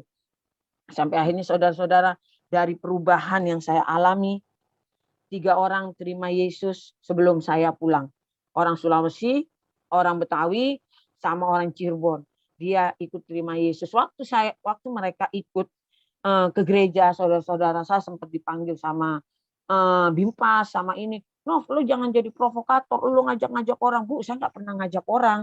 Tapi ketika dia datang kepada saya, dia bilang dia percaya Yesus. Saat dia sholat subuh, saat dia sholat duha, dia mau pergi sidang, tiba-tiba yang berdiri di depan dia Yesus gitu kan. Ya bagaimana? Ya saya jelaskan siapa Yesus dong, yang seperti yang saya tahu. Pokoknya saya berusaha untuk melawan tugas, dan puji Tuhan ketika saya bebas, 3 orang ini sudah terima Tuhan, mereka sudah mulai aktif di gereja gitu kan, sampai saya pulang gitu. Puji Tuhan, 3 orang bisa terima Yesus ketika saya sudah detik-detik saya mau bebas gitu.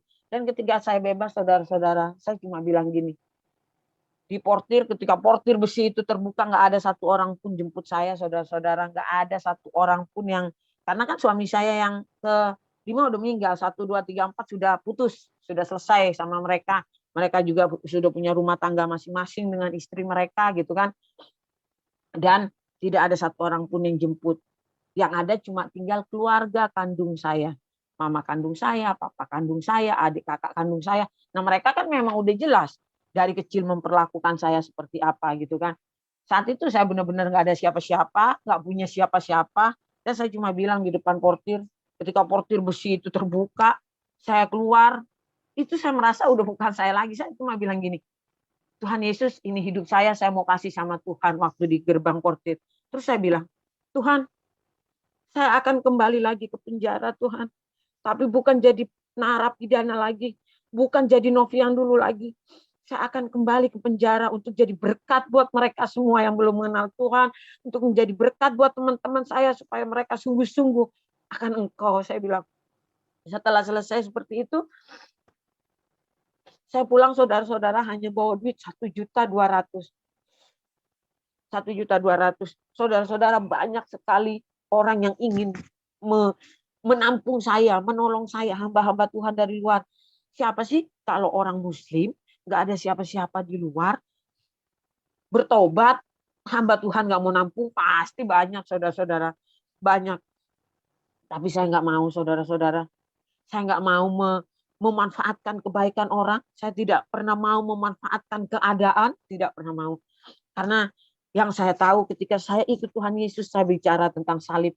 Salib itu bukan bicara tentang yang enak-enak. Salib itu bicara tentang penderitaan yang harus saya pikul. Karena ketika saya bisa memikul penderitaan itu, saya tahu kekekalan sedang menanti saya. Sampai akhirnya saudara-saudara, saya ngontrak. Saya ngontrak saudara-saudara. Saya minta kardus Indomie 2 biji. Satu buat saya tidur. Yang satu saya lipat-lipat buat saya bantal. Buat bantal saya. Bagi saya saat itu bukan hal yang mudah, saudara-saudara. Saya yang tadinya punya segalanya, saya yang tadinya bisa hidup enak dengan, ya ilah, main telepon aja gue dapat duit. Gitu. Main ini aja gue dapat ini. Ngolah laki-laki aja gue bisa dapat duit. Gue pakai ilmu gue untuk gue bikin tunduk orang untuk ngasih duit, bisa dapat duit. Kok kemarin-kemarin sebelum kenal Yesus gue begitu. Nah, dari saya SMA sampai saya istilahnya bebas dari penjara ketiga kalinya, saya nggak pernah kerja, saudara-saudara. Saya nggak pernah kerja, saya nggak pernah istilahnya hidup susah gitu kan. Dari semenjak saya menjadi pengedar narkoba, saya biasa hidup enak. Tapi ketika saya memilih untuk ikut Yesus, saya tiba-tiba tidur di sebuah kerdus, berbantalkan kerdus, dan itu bukan hal mudah gitu, yang harus saya lewati. Orang di luar sana ketika tahu saya ikut Yesus, mereka bilang, iyalah, ikut Tuhan Yesus mah, iyalah jadi orang Kristen kan ntar banyak yang support, banyak duit tuh, hidup enak loh. Oh, hello, saya ikut Tuhan Yesus bukan karena harta, bukan karena uang, bukan karena laki-laki, dan bukan karena jabatan, bukan apa-apa. Tapi karena Yesus telah menyelamatkan hidup saya. Tuhan Yesus telah menebus semua dosa dan kutuk yang ada dalam hidup saya. Tapi mereka kan nggak ngerti gitu kan. Akhirnya saya melewati proses itu. Saya cuma bilang, Tuhan, ini hidup saya mau kasih sama Tuhan. Saya siap Tuhan, saya siap Engkau bentuk. Saya siap Engkau proses, saya siap Engkau lebur. Ketika saya membayangi peleburan itu, saudara-saudara, itu nggak mudah. Dari seorang Novi yang gagah berani, dari seorang Novi yang begitu apa ya, disegani orang, ditakuti orang, biasa merintah orang, biasa biasa arogan gitu, melakukan segala macam cara untuk mendapatkan uang gitu, harus tunduk sama orang lain gitu kan. Akhirnya saudara-saudara, saya bayangin peleburan itu. Saya cuma bilang, oh iya ya, emas aja ada di dalam tanah. Ketika digali, batangan emas itu ada di dalam tanah, nggak berbentuk apa-apa gitu. Tapi ketika emas yang ada di dalam tanah itu, batangan emas di dalam tanah itu diangkat, ditemukan orang, terus diangkat, dia dilebur loh. Dia dilebur. Dilebur itu kan sakit ya. Saya ngomong sendiri pada saat itu. Dilebur itu sakit ya. Dilebur, ih gila loh. Saya bayangin emas nih, dilebur pakai api gitu kan. Habis dilebur terus dibentuk. Dibentuk ya kan. Udah terbentuk cincin, belum bagus masih dikikis. Buset, dikikis. Habis dikikis masih dilobangin lagi. Ya kan? Masih dilobangin. Habis dilobangin dikasih permata. Baru dia kelihatan indah. Buset, melalui hal banyak gitu, melalui banyak hal yang harus dilewati gitu kan. Peleburan, pembentukan, pengikisan gitu kan. Ya Tuhan, gila banyak banget gitu yang harus saya lewati. Dan itu nggak mudah. Kalau saya bilang air mata darah keluar, keluar air mata darah saya gitu kan. Setelah saudara-saudara saya 3 bulan di luar, itu orang tua saya dengar kalau saya terima Yesus. Kakak-kakak saya, saudara-saudara kakak saya itu, kakak saya kan 3 ABRI semua tuh. Kakak ipar saya itu 3 ABRI semua. Karena kan 3 cewek dapat suami ABRI. Kakak kandung saya 3 cowok ABRI semua.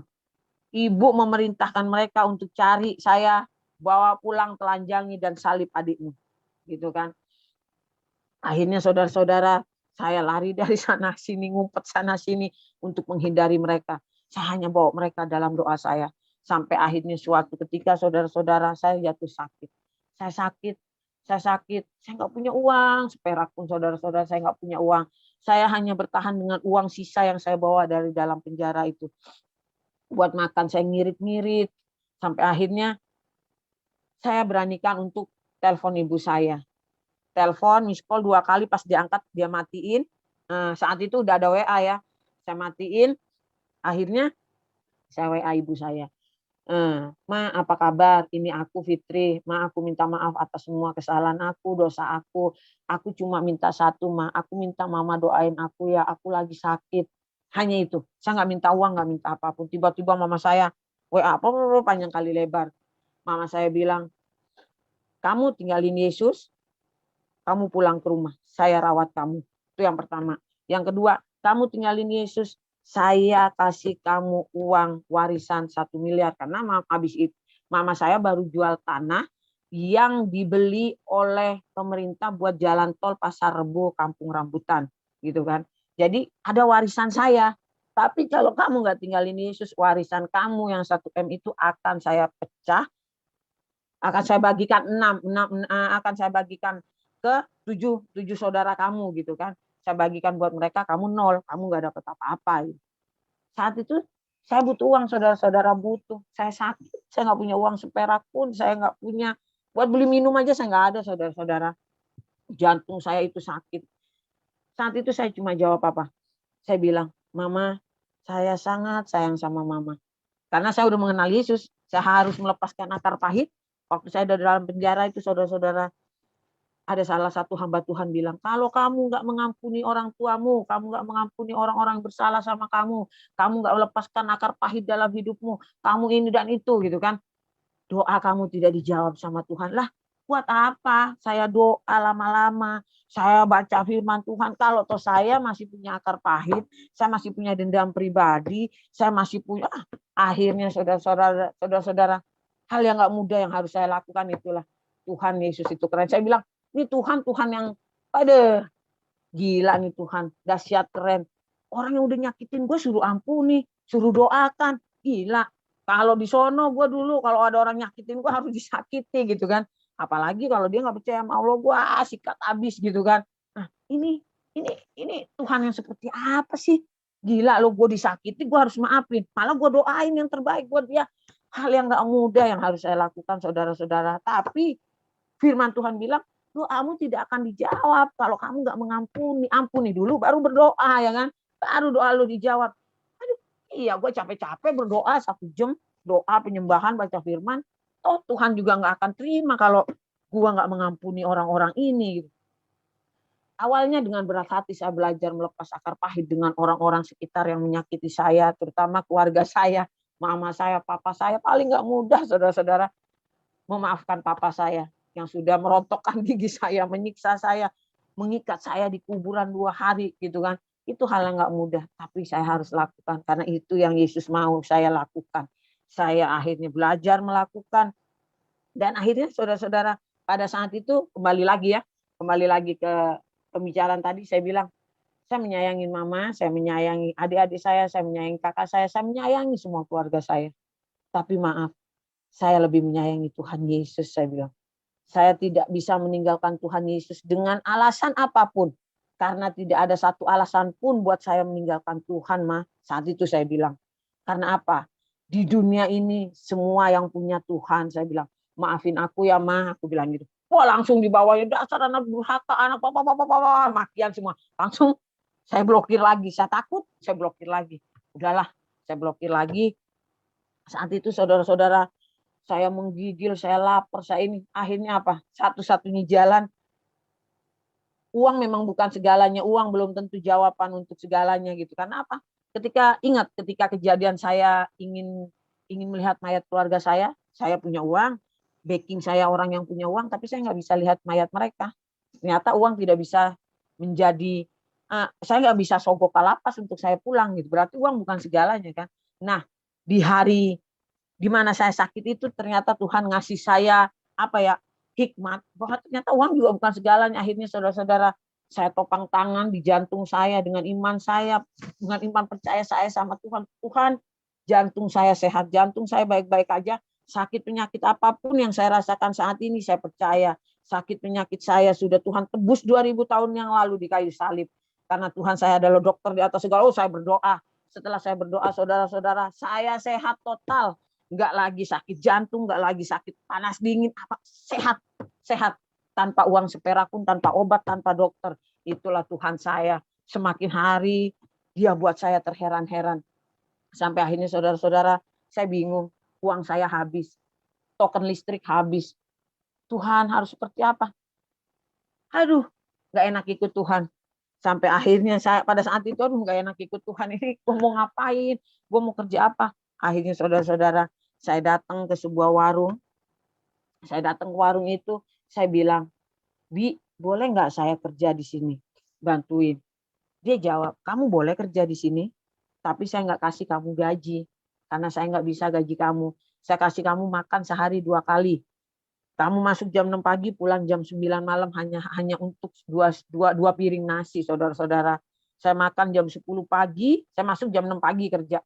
Jam 10 saya dapat makan, sama jam 5 sore. Jam 9 malam baru saya pulang. Nah, sampai akhirnya hari demi hari saya lalui. Saya seperti orang buta yang berjalan sendiri. Saya nggak punya komunitas, saya nggak punya apapun. Sampai akhirnya saat itu saya udah mulai punya pacar lagi, tapi orang Kristen, dia orang Batak, tapi dia juga apa ya? Dia juga ada di salah satu penjara di Tangerang, penjara laki-laki. Dia juga dari latar belakang yang cukup hancur, hancur.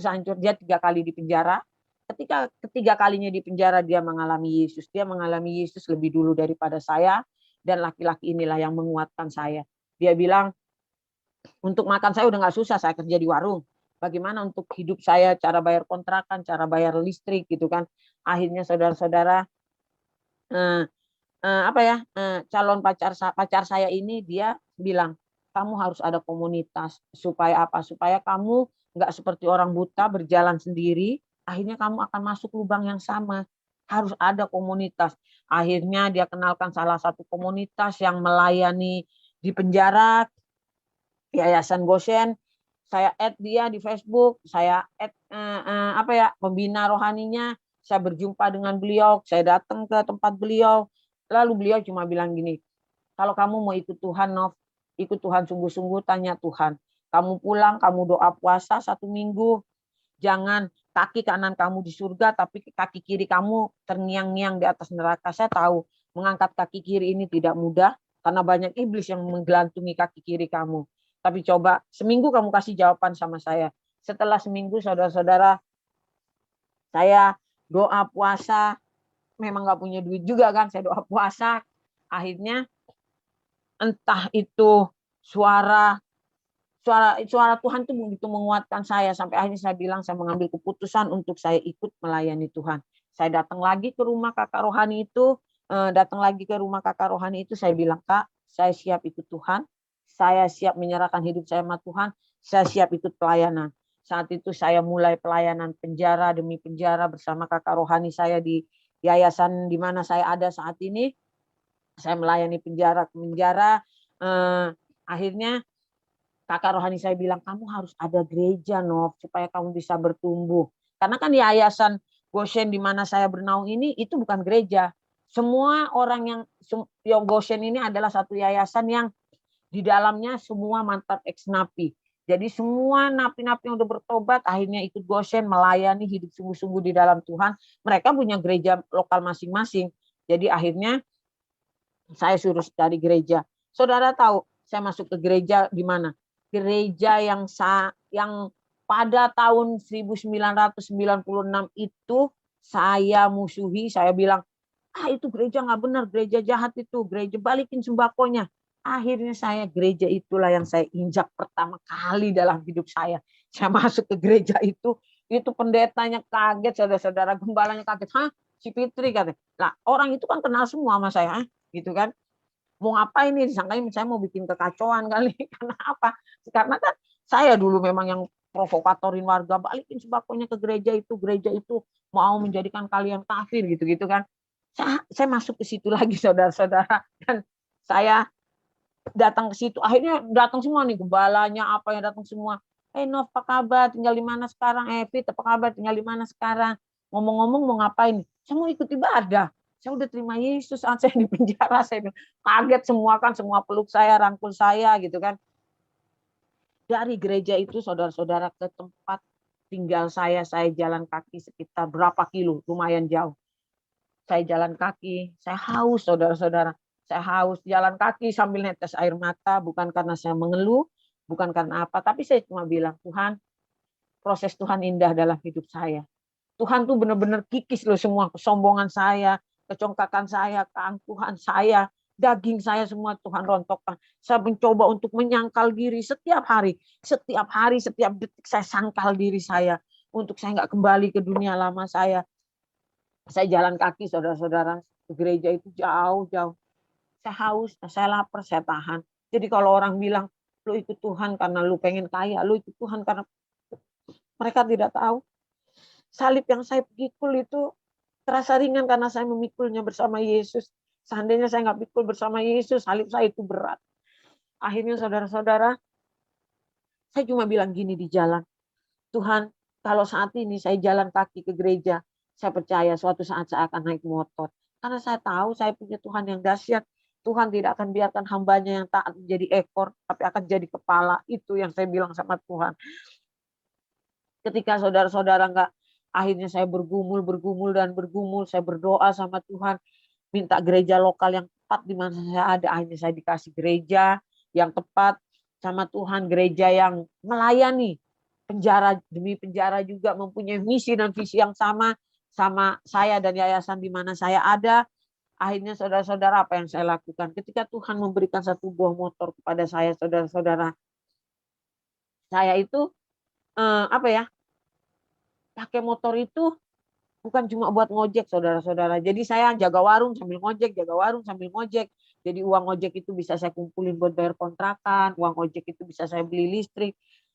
Aduh, saudara-saudara, saya kalau lagi ngojek nih, kalau telat dikit, karena kan saya harus tutup warung dulu nih. Tar dulu, waktu warung tutup, saya pergi ngojek. Saya dimarah-marahin, saudara.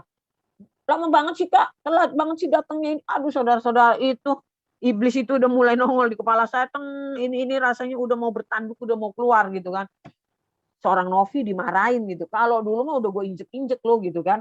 Saya kalau kemana-mana dulu, saudara, di sebelah kanan saya pistol, di sebelah kiri saya pisau gitu. Ini saya dimaki-maki sama orang karena telat jemputnya. Kalau saya lagi ngojek karena saya harus nutup warung dulu. Habis ngojek saya buka warung lagi karena warung itu udah dipercaya nama saya yang punya, jaganya malam. Dari jam 9 malam sampai pagi dia yang jaga. Jadi dari pagi sampai malam saya yang jaga gitu kan.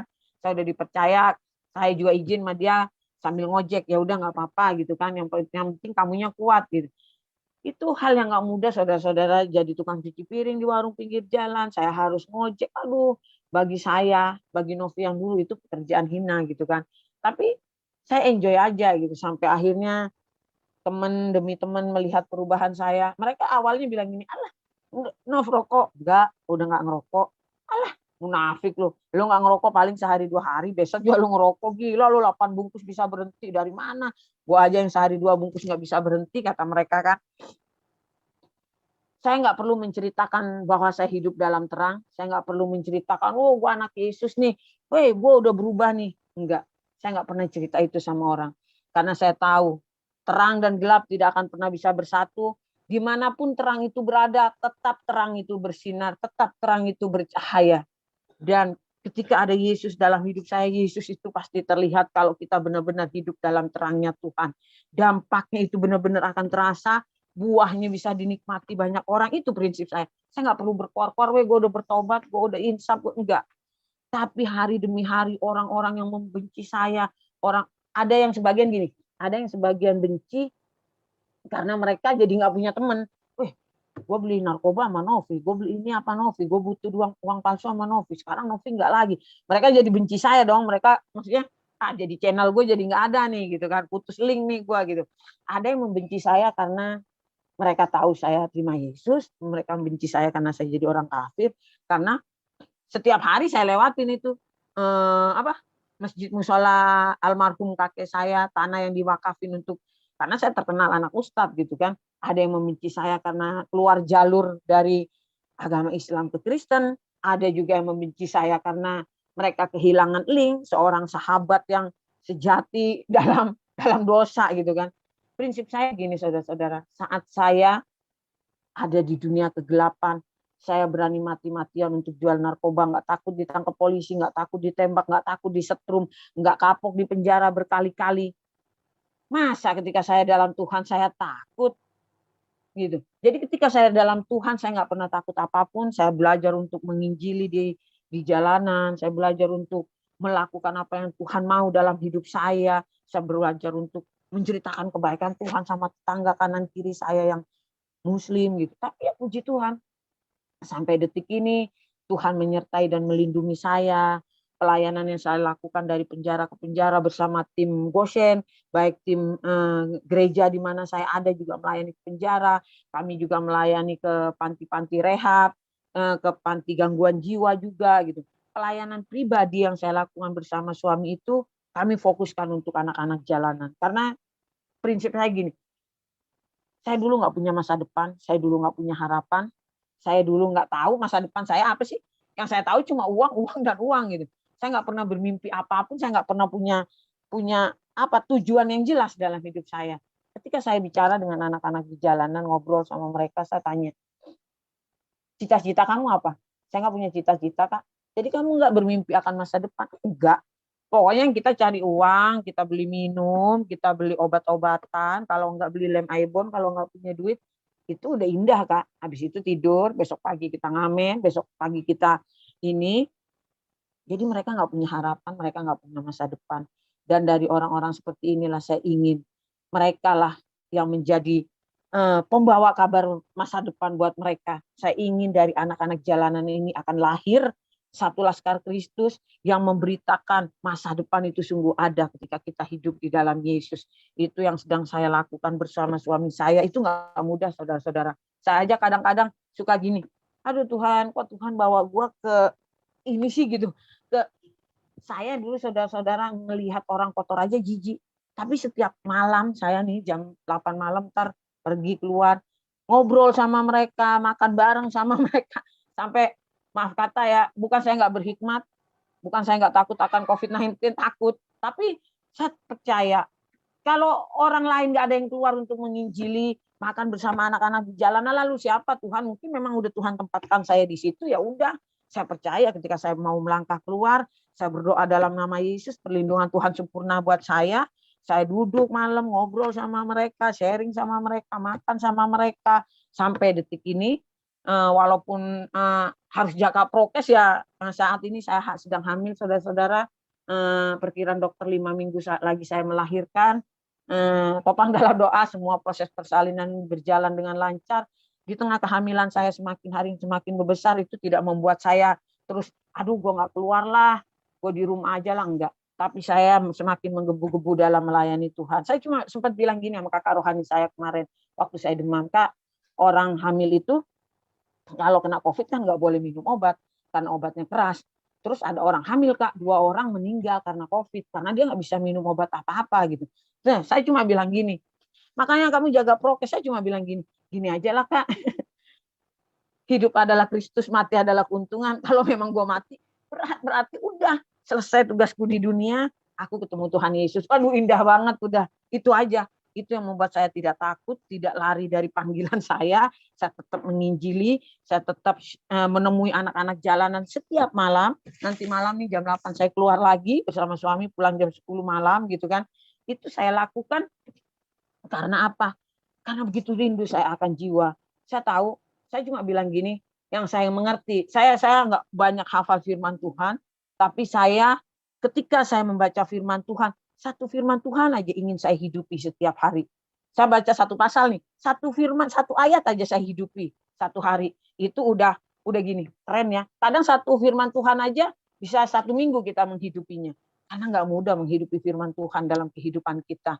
Kita terkadang kelihatan kudus, kelihatan baik saat bersama dengan tim kita mungkin, tapi saat keluar dari tim, saat kita udah keluar dari pelayanan gereja atau apapun, itulah dirimu yang sebenarnya gitu kan.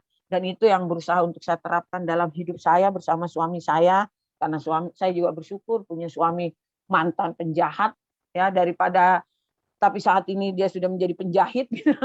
Penjahit yang artinya semua yang sobek dijahit sama dia untuk jadi baru lagi gitu. Saya bersyukur mempunyai suami yang mempunyai visi dan misi yang sama kami berdua gitu kan. Kami sampai saat ini kami ada sebagaimana kami ada, itu semua karena kasih anugerah Tuhan. Polisi nyetrum saya, mukul suami saya, kami tetap nggak berubah.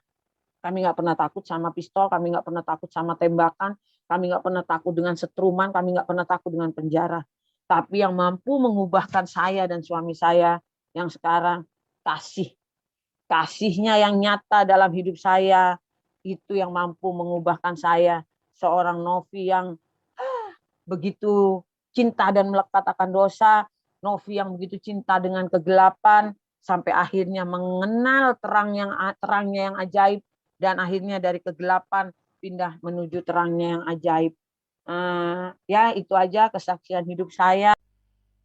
Haleluya. Salam damai dan sejahtera dari kasih Tuhan kita Yesus Kristus. Saudaraku, kami sangat bersyukur dapat terus hadir untuk menjadi berkat bagi saudara-saudara sekalian. Oleh kemurahan dan kasih Tuhan, pelayanan kami telah diberkati Tuhan lewat pemerintahan setempat, telah memberikan sebidang tanah kepada kami, jemaat, untuk didirikan sebuah bangunan gereja.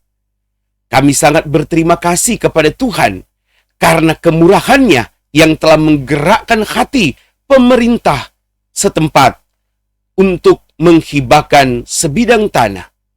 Saudaraku, kami akan segera membangun bangunan gereja di tanah yang telah dihibahkan pemerintah.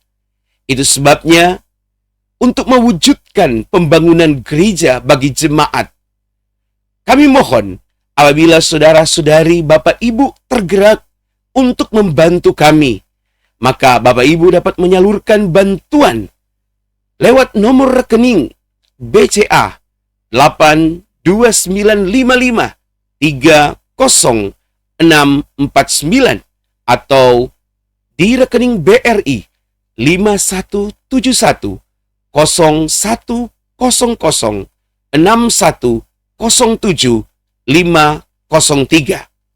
Setiap bantuan Bapak Ibu Saudara-saudari akan sangat berguna untuk pembangunan gedung gereja bagi jemaat kami.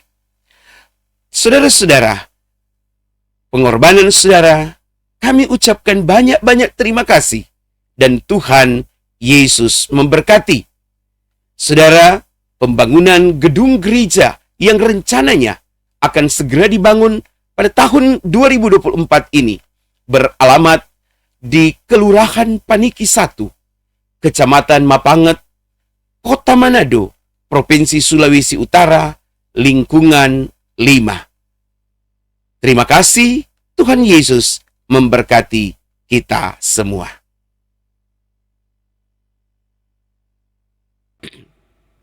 Puji Tuhan, Tuhan memberkati kita semua. Dan saudara-saudara, terima kasih sudah mengikuti acara ini. Sampai berjumpa lagi dalam program acara kami selanjutnya. Tuhan Yesus memberkati kita semua. Haleluya, haleluya. Shalom, puji Tuhan.